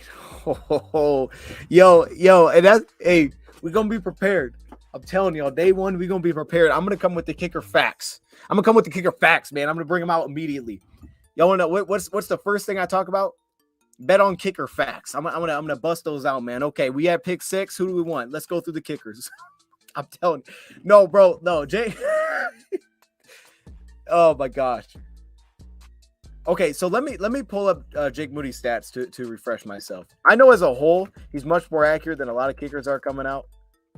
I don't think he has a monster leg, but he has flashed the ability to make long field goals. So if we can see, this is not it's not what I was looking for here. Shoot. Okay, hold up. Let me see if I had the stats handy. I had them typed in somewhere. I don't know where I put them. Let me also close this too. Speech bopping though, man. Let's see. Okay, shoot. I don't know where the stats went, but I'll find them. I'll find them for day one. Am I coming to the draft? I'm not going to be at the draft. No, not this year. Are you going, Noah? It seems like it would be a crime for Dre Boy and AG to path on Witherspoon. I mean, I get that. How worried are you a receiver? Is that a luxury after the Cephas Jameson news? No, I mean, I think it's a legit question. It's a legit question. I don't know if I'm worried. I really feel like we'd be fine with our 3 going in, our big 3 of Jones, Reynolds, and Saint. I feel really good about that. Now the question would come into probably depth on the outside, because I don't know where the depth is on the outside. I mean, now Khalif can play everywhere, but legitimately a guy that still brings size. I don't think we really have that, and I don't think we have the pure field stretcher on the outside right now. Now I don't think you need to. I don't think you need to draft that necessarily because you have JMO coming back. I think you'll be fine, but I think it's a position worth addressing. I'd address it. Like I said, I wouldn't do it in round 1 necessarily, but I would hit it again. Jalen Hyatt, he's someone I'm going to dive more into. He's actually one of the next players I had on my list to dive into. So I'll get back to you on Jalen Hyatt, because I know a lot of people brought him up, but I'll get back to you on that one. Like, I know he's a field stretcher, a little bit more on the lighter side, but he's got crazy speed. You watch him, he just runs away from people. I'm not saying I'm against that, but I don't think they need to necessarily go that body type. They don't need like the fastest receiver they can find because JMO's out for 6 games. which is why a guy like A.T. Perry is interesting because he's not like the biggest blazer, but he can still separate. He still has long speed. He can get over top. He's just not a 4.3 guy. You know what I mean? But I think he ran a 4.4 if I'm right. So there are a few D-line unicorns. Thule, Van Ness, yup. Keon White, yup. Felix, I can see putting Felix in there. AA, got you. I think there's a good amount. Yeah, there are some unicorns. That's true. Who else will we throw in that mix? I think Nolan Smith probably be thrown in that mix. Just see what a team does with him. Felix is an interesting one. I'm assuming you're putting that because he's just so agile, so flexible, I should say. That guy's kind of a unicorn of the D line. Honestly, Ika is kind of a unicorn. He's so big, dude. He's so big. You don't get a lot of dudes that are that big. But I guess if you're talking edge rushers, you might be talking more edge rusher there. Would you consider trading for a big name receiver? Probably not. No. I would say no. Probably not an older one, no. I mean, if he had like 1 year left on his deal, yes. Because I think we're one of the teams that actually would probably end up with the cap space to do it. So yes. But if it was like a multiple year thing where I'm like stuck paying like 20 a year, I wouldn't do it. I wouldn't want to do that. That Mao kid from Minnesota, the guard, Cody Mao. Cody Mao's nice. He can play everywhere, man. I mean, he'd probably be a backup year one, though, which is the issue. He would compete, though, for right guard. Cody Mao's a dog, yeah. He's such an athlete. I saw someone put Joe Tippmann in here. He's kind of the same. Now, he plays center, but you could put him at guard. He's a great athlete, too. And I think Tippmann would really fit our offense. And I think same thing with Mao, like just explosive athlete, pass protection, skills for upside is there. If we have Devin Witherspoon, what do we do with Jerry Jacobs? Well, Jerry would then be a backup. He has played very well with us. Yeah, and that's the thing. Like, I get that. What's up, man? Jello. Jerry is just a different type too. It's not like, you know what I'm saying? Like if we drafted a guy that was more of a, I don't even say Joey Porter, but like I took Miles Brooks. If we took a guy like more like that, then there's I can see, okay, they're kind of getting a similar type here. So they're kind of competing for the same role. If you take Witherspoon, you're going with a different type. So then I really wonder about what Jerry Jacobs' future is here. I'd be like, I don't know. Is he a slot down the road? Maybe next year? I mean, he's a free agent next year. So if he becomes a backup and you're going with different types of corners, Jerry's future becomes really weird. Now, Jerry's going to battle because that's what he does. We know that. Regardless of what they put in front of him, that dude, he's not trying to let anybody take a spot. And credit to him, he didn't let anybody take a spot. Last year when he came back, he was the dude. They're like, no, you ain't put someone in for me. I'm the guy. I get that. Thule's a dog. There's a guy like Thule. There's no way you're gonna not be able to find a spot for Thule. Now, does he have the highest ceiling as an edge rusher? That's a legit question because he doesn't have the same I think get off as some of the elite guys there. But I think for round 2, no, you find somewhere for him. You'll find somewhere for that guy. And he's so young too. I got Gonzalez over Witherspoon. That won't change for me. But again, like I say that, and it's not for every team. Like not all teams apply to that. That Gonzalez is better than Witherspoon for me. But Gonzalez is my number 1.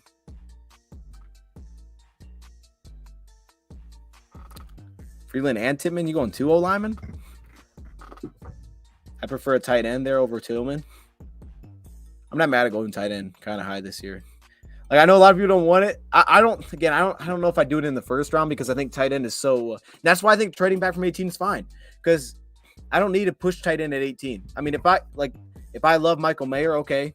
I don't think Dalton Kincaid is exactly the route they would go because I think they'd want someone that could play a little bit more in line. But if I love someone there, okay, fine. But if you move back out of 18, you could still get a second round or potentially late first round and still get one of the better tight ends.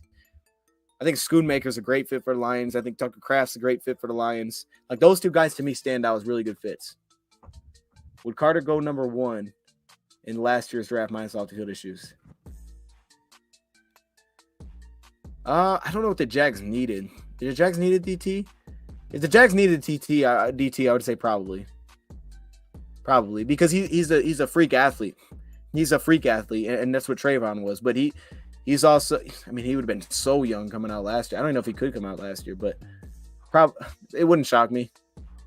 So we forget about Banks. No, I just think Banks just isn't as polished. Banks just isn't as polished right now. You know, like he's got all the skills, he's just not as polished. So I think a guy like Banks would be fine at 18. If you want to go corner, Banks would be someone to think about. Because it's, as much people as be like, man, he's not playing all this. Yeah, be like, but it's fine though, because kind of like Ringo, but I think to a much better sense, fluid, some of the best feet you'll find. It's just it's not as polished in terms of consistency. But he doesn't need to be an immediate number one here. But what I like about Banks though is I like the size tied with the athleticism, the willingness to press. What I like about Banks is that he has the upside of a number one. Like he has the upside of I could put you on anybody. I could put you on DK. I could put you on Justin. Like I put you on anybody and you can match up with that from a lot of alignments. That's what I like about him is that he's really intriguing because he doesn't need to be that guy right away. And he won't be that guy right away. I wouldn't want to count on that. I mean, I wouldn't play, but he wouldn't have to be like the guy. And you're going to get some hit and miss. But the hope is that in time, he could become that. Hey, Dose, what time are you going to be at the casino on Thursday? So I think the show is planned to start at, I don't know when the show's even planned to start. Before the draft, probably 30 minutes, an hour before. We'll probably be there before that. I can't tell you exactly what time I'm going to be there because I don't know. You know, there'll probably be some setup to it, but we'll be there, I think, a little bit before. A pretty good amount of time before that. But I think we're probably going to be there before the show even starts. So, yeah, I would say safely at least 2 hours. Yeah. If we trade back at 18, you think he puts Gibbs in play? Yes, but I don't think we'd take him.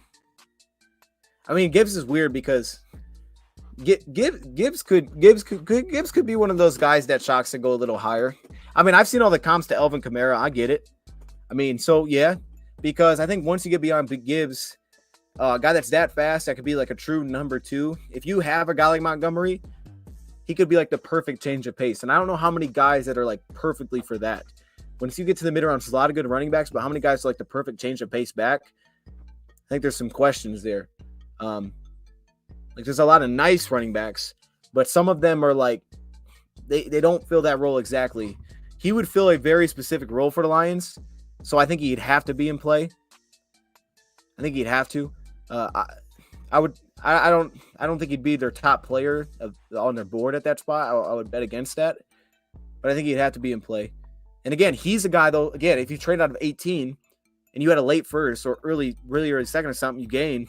Jahmyr Gibbs should definitely be in play because then I think he would line up a little bit more with your board, and he fits perfectly. Now Swift's role would be very weird then at that point. You'd probably trade Swift. You'd probably see if you could trade Swift. You just tear off the Band-Aid if you're doing that. Swift healthy, yes. He just ain't never healthy, unfortunately. And even last year, he had some rough ones, man. It's like, man, it's not there yet. It's not there. And he finally got there. It's like, man, he had that one really nice game. And it's just not consistent enough.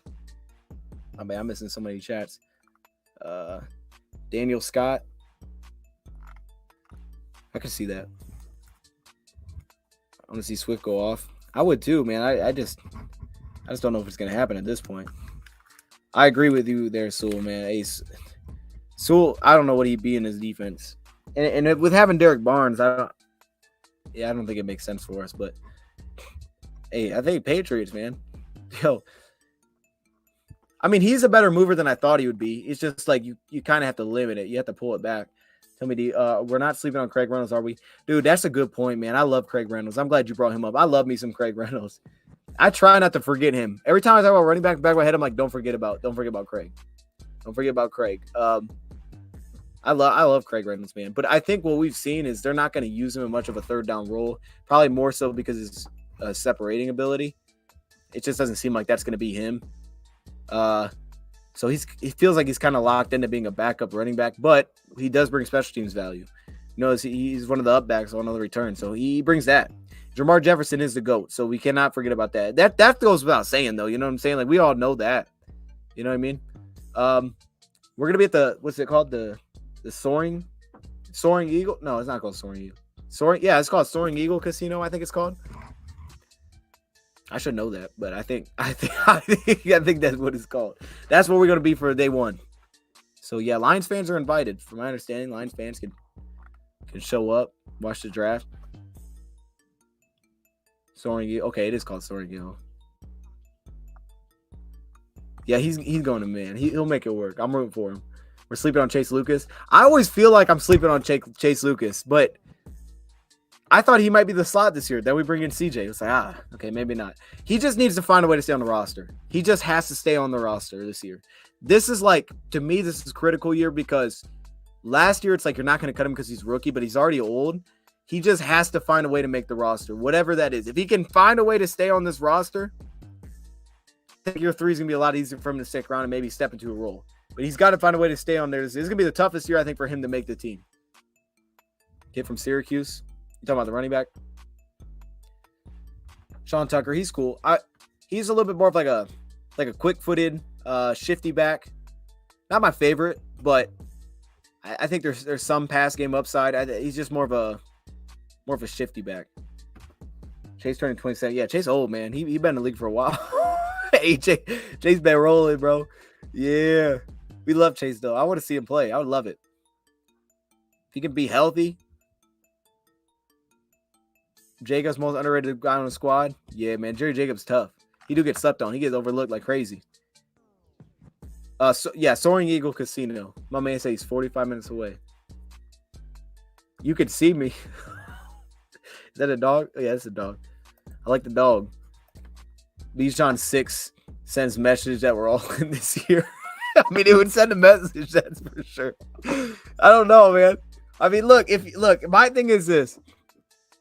If you love him, take him. You know what I mean? Just forget it. Just take. If you love him, take him. If you love him, take him. But I mean, I would definitely have to see what the board looks like because I would struggle to take Bijan over maybe the top edge or Carter. But if you love him, take him. I can't see it happening at 6. But I think there is, Chad, like if I had to put together a list, and I was thinking about this. If I was put together a list of your dark horse candidates at 6, Bijan would be number 1, or he'd be up there. Bijan would be up there. I would think Anthony Richardson would be up there, even though that one's kind of lower for me now. I think that one's less and less likely the more and more I look at it. But Anthony Richardson would probably be somewhere on that list. But Bijan would probably be at the top as a dark horse pick. I think he has to be on that list. I think he has to be at the top of that list. What is going on in my chair here, man? What's going on? I watched Peter Skoronski against Michigan. And you talk about that 2021 game because Hutch didn't match him. I mean, Hutch didn't match up with him a ton in that one because Hutch kept getting flipped to the right side. But I think he's going to move the guard. Okay, here's my thing. I don't think the Bears are going to take him. The more and more I don't think the Bears are going to take him. I think the Bears are going to get a tackle. I think Paris Johnson is their pick if he's there. I think they'll get a pure tackle to protect Fields being a right-handed mobile quarterback. Now, Skoronski, I guess the positive with Skoronski is that when plays move, Skoronski's going to be able to move with ease. So I guess there's that side of it. But, I mean, I think they're going to go with a pure tackle because I think he's going to be his best at guard. Nah. J-Mo making draft bets. Hey, look. What if you bet on the fact that you were going to be suspended? Like, you ever think about that? What if you, put money down, hey, I bet I get suspended for doing this? The payout, that's a no-brainer. You know you're winning that one. That's the bet you make. Hey, and then the coaching staff bet on it. Yo, we know he's getting suspended here. I wonder what the odds were on that one. No, it's an unfortunate situation, though, for real. It really is, man. Hey, you... Yo, no, it's tough, man. I feel bad, man. Especially, I really do feel bad though for the players that got let go for that. The staff, that's terrible, man. It really is. I don't know what coaches got fired. If y'all saw, man, let me know. Man, how long have we been live? We've been live for 2 hours. It's fine. We're getting prepared for the draft. That's what we're doing. I'll be betting football. Coach's pool. Yo, that's what I'm saying. He's a whack pick, kind of. I know, it's I hear the busta. I'm not going to call him a bust. He's just got to play. Now, the positive is it's not like Jeff, who just wasn't healthy. He's now healthy. I'm not giving up hope. I still believe it because I really don't have a reason to not believe that this guy's going to be a dog. I feel like I don't have a reason to not believe that because even last year was great, and I've tried to be cautious, but Brad Holmes just make me believe that this guy's gonna be an animal. Because like even Levi, he was really aggressive. Now you say Levi didn't hit. Well, he was hurt. You know what I'm saying? So it's like as long as he's not missing time significantly due to injury in the NFL, not in college, in the NFL, I think we're gonna be all right. Not all 3 days, just day 1. Day 2 and day 3, I'll be back here. We're gonna be live, I think, with Rad, a couple other people, hopefully as well. And we're just gonna do a show. But day 1, I will be with some other, Lions creators as well. So that's gonna be fun. Okay, our important picks. If we don't trade down, but we lost 2. Wait, if we don't trade down, but we lost 2. Sorry, 3 receivers in the first round and 1 in the 6th. Defensive line man in the first pick.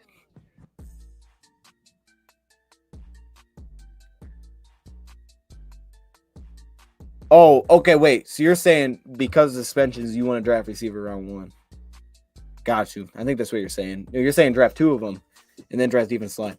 I mean, I don't know if we have to draft 2 because here's the thing though. Why I couldn't understand that. I wouldn't be shocked if they pick up some sort of UDFA or free agent for a body. That wouldn't surprise me. But I didn't think Cephas was going to make the team anyway. I mean, but I think they're going to want to get a body in there. But I don't think that has to be 2 draft picks.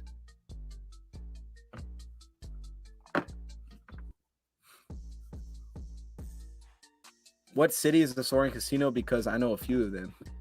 Ooh, that is a great question. That is a great question. What is it? Is it Mount Pleasant? That doesn't sound right. Why did that come to my head? Mount Pleasant? Why is that in my head? Is that right? That might be right. Mount Pleasant, yeah. Or is it called Mount Pleasant? I don't even know. Y'all know I ain't from Michigan, man. I don't know what I'm talking about. I think that's what it is. Yeah, that sounds right.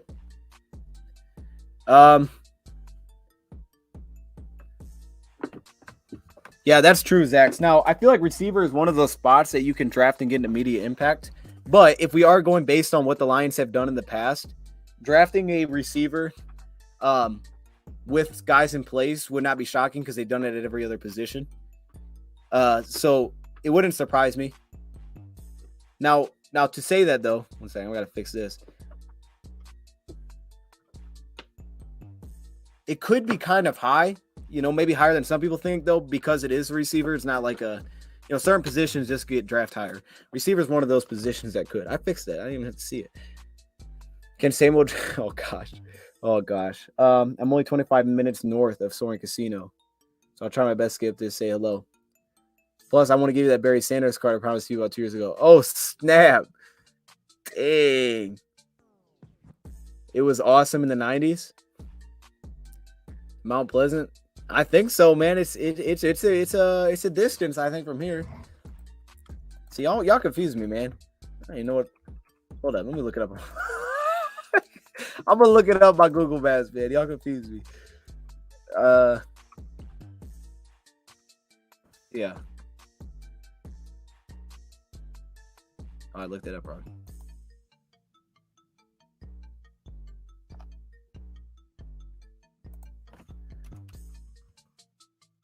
I believe they've done shows. They've done shows there during the season. I think during the season they were doing shows from there. So they've done shows from there.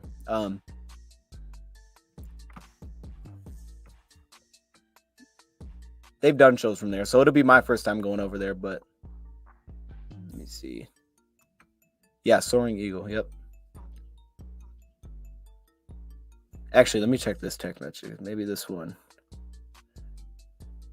I want to make sure I have it correct because people are asking me what city. See if I have it in here. Okay. Yeah, Mount Pleasant. MT Pleasant. Yep. Good luck, chat. A couple of MC teams said they now want Eagles to take Bijan. Bears taking Bijan. See, I could see that now. This is a good one. There was another team. Was it Bears or was it someone else that I was thinking could do this? Oh, Atlanta. Yo, I think Atlanta could do it. I think Atlanta could take him. If they're gonna rock with their guy, what better way to rock with Desmond Ridder than give him Bijan? I think Atlanta could do it as well.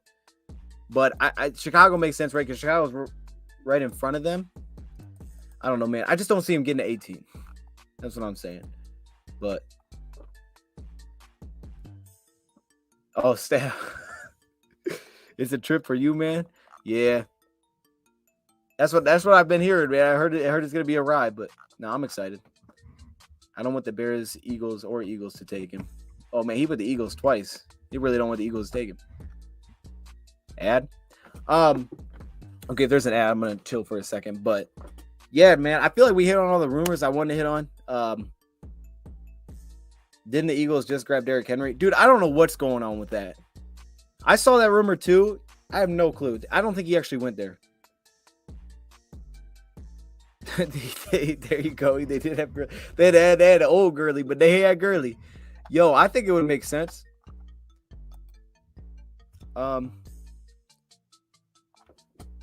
We can go a lot of ways, both sides of the ball.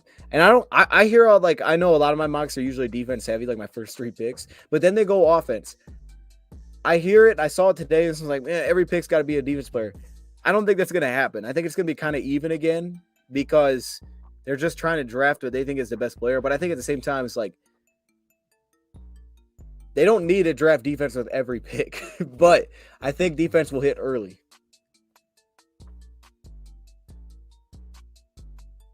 I really think the first pick is going to be defense. I mean, I know that's not bold, but I definitely think that's going to happen. What's up, Ward? If the trade goes through, they don't take Bijan. So they are trading for him. Oh, okay. Hey, man, I don't know. I think Atlanta might take him. I mean, what are they gonna do? They got Kyle Pitts. They got Drake London. Were they gonna draft another receiver? I mean, they could put Jordan Addison with him, but I don't know, man. I think they get the running back. Stack it up. Hey. Chat. wait. What I see? Lots of shifting pre-draft by a lot of rumors, man. Rumors are everywhere too, and some of these don't even make sense because one will say something. It's like these don't even tie together. Oh, here we go. Tampa Bay has picked up the 5th-year option on Wirfs. That's not really news. Okay. I mean, okay. Yeah. Quarterback, tight end. How are we not drafting all defense? Wait. Quarterback, tight end, wide receiver, HB. OG. Yeah, exactly, Cam. That's what I'm saying. Like we're gonna hit some offense here. I think tight end will absolutely happen. Receiver will happen. Running back maybe. I'm not completely sure, but I think running back will happen. Guard, I think probably later. Quarterback maybe not. A-Ron's finally gone. Jordan Love's. Hey, that's why we got to trade. Like, bro, that's what I'm down for trading back because. Like y'all do the PFF. If it went as a PFF simulator, a lot of picks there could be considered a reach. But if you bounce back, because again, I can see a guy like Kancey hitting early second round, end of first. If you bounce back even just a late in first round, and you could pick up maybe a mid round this year or next year, and potentially another late run this year, that'd be super beneficial. That'd be super helpful, I think, this year. But I like to keep that leverage for the future, man. I really would. Atlanta needs O-line. Man, everybody need O-line. They need a running back. No, that usually the teams at the top I feel like need O-line. You know, if you're in the top or the middle, you're drafting offensive line. That's usually not the top, the middle. If you're like what are you like outside of like 6, you're starting to draft linemen. I don't know why I said 6. I mean that's line fit, but everybody seems like they start drafting linemen at that point because like we're not terrible, but we can't block. It's like okay, yeah, that's probably the next step. And then all the top players are gone. So you're just kind of like rolling offensive line off the board. That feels like it's how it goes every year. But last year we had some high tackles.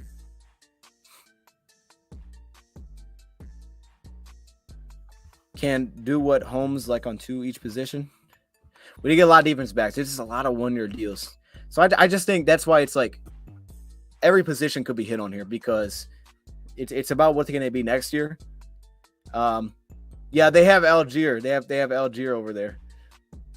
But you know, Algier ain't Bijan. I think he had 1,000 yards. But anyway, what was that? Well, okay, I can't remember what I was gonna say. Running back, D-line, corner. 2 corners? I don't see that happening. I don't think it could though. You're right. It could. Maybe one hits late. I think we only take 1 corner, unless they're both like mid to late. I think we only hit 1 corner, unless one's more of like a slot. Maybe then. But I think we hit 1 corner. Definitely D-line. I think DT and edge rusher will both be touched. Now, edge rusher is one of those that potentially could not be drafted. I know I drafted a lot, and I drafted a lot high. It's just one of those, though, that could go from drafting it really high to not taking one at all. Because you could come in with Romeo 1 year, Charles 1 year, Julian, who's the other guy? James Houston, Aiden Hunt. You could come in and say, we're not taking an edge rusher. You could. I could legit see that. So that's one of those positions where I feel like that could be a bold surprise is the Lions don't take an edge rusher this year. I would be shocked.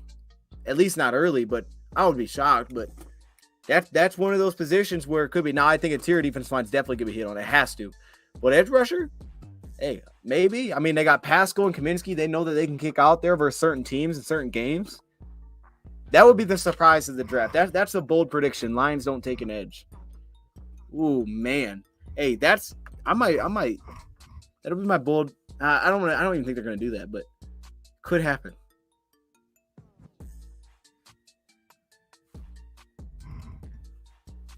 Yeah, Corey Trice is interesting. I mean, he's interesting because if we do what we did last year, I think Trice would fit. If we kind of change it up, I don't think he fits. I like Mekhi Gardner. I haven't seen a lot of Blackman. I think Gardner's just really handsy, if I remember right. But he's feisty. Lions win the division now. I believe it. Hey, NFC North just traded Rodgers. There you go. Bears and Pack now have lots of draft capital. Yes, dude. Pack have a lot of draft capital. They do. I don't know what the Vikings said, but the Vikings taking a quarterback. Chat, bold draft prediction, Vikings draft. Hey, I think the Titans are drafting a quarterback. Take that. Titans are drafting a quarterback, bro. There's no shot. And then I just saw today that they said Ryan Tannehill, teams believe, is up for trade. Titans are drafting a quarterback. They're absolutely taking a quarterback, bro. Now, here's the thing, though. If they're willing to trade Ryan Tannehill, they may not take a guy like Hendon Hooker because then you don't have a gap. So then actually, hold up. They might just be leading on Malik Willis then. Because if you're willing to trade Ryan Tannehill and you draft a guy like Hendon Hooker isn't going to play right away. Richardson isn't going to play right away. You would have to try to move up and get Stroud. So maybe they move up. I don't want to see Hooker and Vikings. I really don't either. I mean, there's really, there's things that are questions there, but he can throw the football. So I wouldn't either. I think Kirk gets a little bit too much hate, though. I'm going to be honest. I don't think Kirk's a bad quarterback, bro. He's not like that. He's not special, but he doesn't have like the it factor, like as you said. But I think he's a really solid quarterback. But I do think that's going to move on. It's just like at some point, everything kind of comes to an end, like it did with Stafford. Not saying they're the same, but it feels like it's coming to an end. Favorite second round receivers. Favorite second round. Man, that's weird because a lot of these guys I think could drift into the second round. Let me get. Oh man, because there's so many ways. Guys that I've seen, I would say let's take Zay Flowers out. Let's take Johnston out. Let's take Addison out. Do we want to take Josh Downs out? I guess for the Lions it's different because I'm always looking for size. I mean, I think Cedric Tillman's intriguing. You guys know I like A.T. Perry there. Michael Wilson. I think Jaden Reed is starting to get some love around that spot. I think Charlie Jones is someone that I like. You said second round, though, didn't you? You didn't say day 2. Yeah, I don't think Charlie Jones is second round. Second round, I guess, yeah, maybe like a Jalen Hyatt's probably second round. I think A.T. Perry could be. Tillman might be round 3. Wilson's probably going to be round 3 as well. Oh, that's kind of a weird one. I don't know. I'll have, like I said, I'm going to try to make like a mock, like not a mock, like a big board on Wednesday. We'll also do I wouldn't put Mingo round 2 personally. Not from what I've seen. I don't think I wouldn't have Mingo round 2. Mingo is more of a projection for me, especially if I'm talking outside. So I wouldn't put him round 2. Cody Miles 24. I'm no longer a fan. Man, He's an offensive lineman, bro. You know, hey, Antonio, you know offensive lineman play to like 100, bro. Come on now. Do you look at any D2 players? A few. It's difficult, man. I'll be struggling to find film. I've watched a few. I've watched a few D2 players. I went through my old reports. I had a couple. I watched dude out of Sacramento State. I watched. That wasn't D2. I watched dude. I think he was D2. I watched the tackle out of Arkansas Bluff. I can't think of dude's name right now. Watched a few, but I haven't got through a ton. But I know you bringing up Caleb Murphy. I'm gonna check him out if he's that dude. Do you have someone else? There's a lot of D2 guys that I want to get to. A lot of guys that I've saved. 81-52 is very big. Yep. Hey, that's why you trade back. Maybe you get a 4th rounder. Throw a 4th rounder this year. Give us a 2nd next year. Boom. That's money. Hey, that's money if we could do that. Or maybe even a 3rd. Maybe get 3 thirds next year.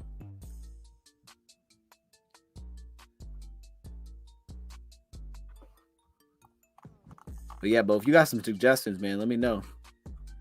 I'd surprise everyone draft Robinson at 6. And I would not be mad. Nah, I wouldn't be mad either. I wouldn't either. I'm with you there. I'm trying to think. Round 2. Oh, that's kind of a tough one. Like Marvin Mims, he might. I don't know if Marvin Mims is going to hit round 2. I feel like Josh Downs would. Josh Downs probably. He's nice. I don't know if he's for us, but he's nice. Don't look at him, but the school is 20 minutes from me, and they're back-to-back champs. Dude, doesn't Ferris State win all the time? Like, I could be wrong, but don't they win like championships every year? Like, they dominant, man. I'm gonna check him out. I'm gonna write him down that way I don't forget. Because I'll forget, and I'll be mad I forgot. You know, I'm gonna write him down. Caleb Murphy.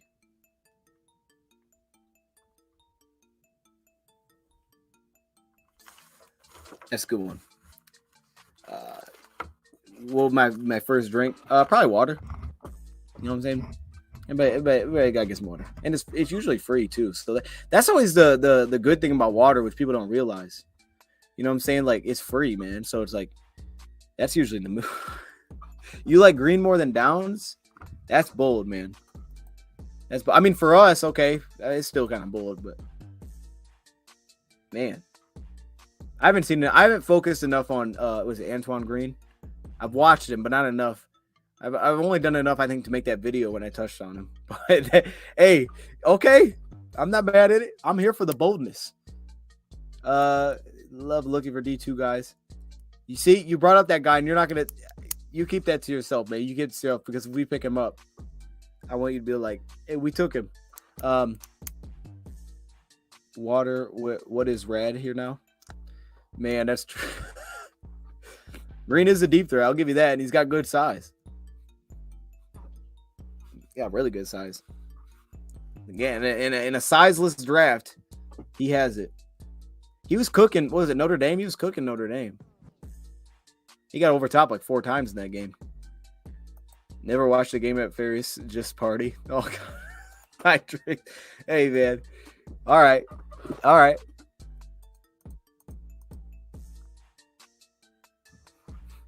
Destroys the XFL. There you go. Hey, didn't that one guy go to the Cowboys from the XFL? So there you. Hey, you never know. Maybe he gets in there.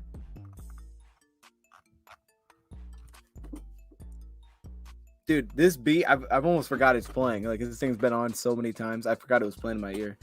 Chat, I think we're gonna start to wrap this thing up, man. Unless there's more things y'all want me to touch on, or if there's anything you guys want my opinion on. But it's a Monday. We got Wednesday. I'm gonna try to make like somewhat of a big board, sort of, on what I feel I've seen of the players and kind of rank them, just to get a sense of kind of where I'm at. We're gonna do a predictive mock. Now, I don't know if that's going to come out Thursday, like morning, or Wednesday. One of the two, it'll be out there because I'll be on the road, so I won't be able to do it then. But either Thursday morning or Wednesday, we'll have a predictive mock. And then I also, we'll talk scenarios at 6 when we're live as well. So tomorrow, I don't know. I don't know what the plan is for tomorrow. I guess we'll just see. I don't know. Maybe we'll do another mock. Maybe we'll get 2 more in here.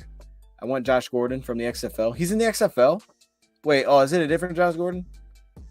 BJ Mustafer, that's a big dude. That's a big dude. I mean, we got their D-line coach, so I get why you're saying that. Appreciate you, Bo. Thanks for coming in, man. Hopefully I see some of y'all at the Soaring Eagle. He he had more yards than Calvin. Don't do that. Don't do that. Don't do that, Zach. Don't do that. Don't do that. Packers are going to be much better this season. Yeah, I mean that. Are they though? I mean, I get what you're saying right there. 8 and 9 are going to be better, but are they going to be a playoff team? Because that's what you're saying. You basically saying they're going to be a playoff team. Soaring Casino, where are you meeting everyone out there? We're going to be back at the Ascend. I guess it's called the Ascend. It's like, I don't know what it is actually. It's just like part of the building, I guess. Bulldogs for Spartans hockey. FSU a long time ago. Yeah, you can't wait for the big board. I'm excited for it, man. That's why I got to keep diving into these dudes so I can really rank them, man. I've been diving into the linebackers the last couple of days to get a sense of some of these late round linebackers. Jake Coletto. Oh, I said Jake. Jack. Okay. Which days are it? Just day one. Just day one. Buckeye Troller, it's been a minute, man. I like how you hopped in and you put that comment in here. My man Anthony said Jordan Love. Yeah, Jordan Love, I mean, we'll see about that one. We'll see about that one. I don't know how they feel about that one, but I love that you hopped in here and put it in here. Man, right, fitting to the name, bro. Fitting to the name, bro. Good to see you, man. Those on Thursday, no matter the picks, you should pull PH and play the villain hate every pick. Yo, so I won't say what we're doing, but it sounds like we're doing something like that to react to stuff. And that would be funny, bro. Every pick just be mad. Yo, like this pick is trash. Hey, you know there's gonna be some goofy stuff going on there. So I'm excited for it. What's going on, Casino? So yeah, we're doing with Lions Nation Unite. I think it's gonna be streamed on their channel. So if you want to check us out there, but for Thursday, day one of the draft, I haven't got to Grant yet. I have not. I'm gonna check him out. But what's up, John? But we're gonna be live on Thursday, for day one from the Soaring Casino in Michigan, Mount Pleasant is how you say it, I guess. And then day 2 and day 3, I'm gonna be live on my channel. I think with Red, we'll see on that. I think so, and then with some other guests as well, hopefully. So we're all gonna be there. So on Thursday. So yeah, you can check us out there live. Cornerback at 6, fiscally irresponsible. It's irresponsible. I don't even know if I read that right. Is it irresponsible though, depending on who's available? Would it be irresponsible if the Lions landed and Aqib Talib? Like if they landed their number 1, is that irresponsible if you look back at it? You can't hold Jeff Okudah, hold what Jeff Okudah turned into it. I will love him. Okay, I'm excited for that. I don't even know if I read that right, Kool-Aid man. I don't know if I did. Anyway, we're gonna wrap this up. Appreciate everybody coming in. If you're joining late, I apologize. Definitely feel free to go back. At the beginning, we touched on the Aaron Rodgers move. Then at the middle, I kind of went through some rumors. We just talked random stuff. So yeah, feel free to kind of roll through it. Tomorrow I'll either be live or I'll do a couple shows. I mean, we're gonna try to push some content out. And if something happens, I'm gonna be live. If y'all see some rumors, man, let me know. And yeah, we'll definitely be doing something tomorrow. But yeah, Wednesday we're gonna be live with Red. We're gonna do hopefully a little bit of a big board, a predictive mock either Wednesday or Thursday, and then we'll be live on Thursday for day 1. Check out Doses. Oh goodness. Only problem with Witherspoon at 6. He is handsy. Jack. That's a part of his game now. It is a part of his game, man. He gets a little handsy. I think some of that's the position a little bit, and he breaks with such anticipation that he kind of has to sometimes, but he's a little handsy. No. But anyway, Joey Porter Jr. He worked on it. He improved there, so I don't know what I'm talking about. All right, we out, man. Appreciate everybody coming in. We out. Where is the outro?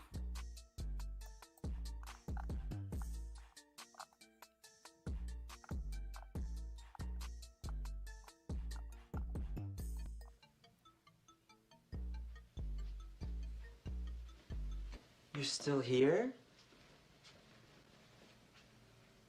It's over. Go home.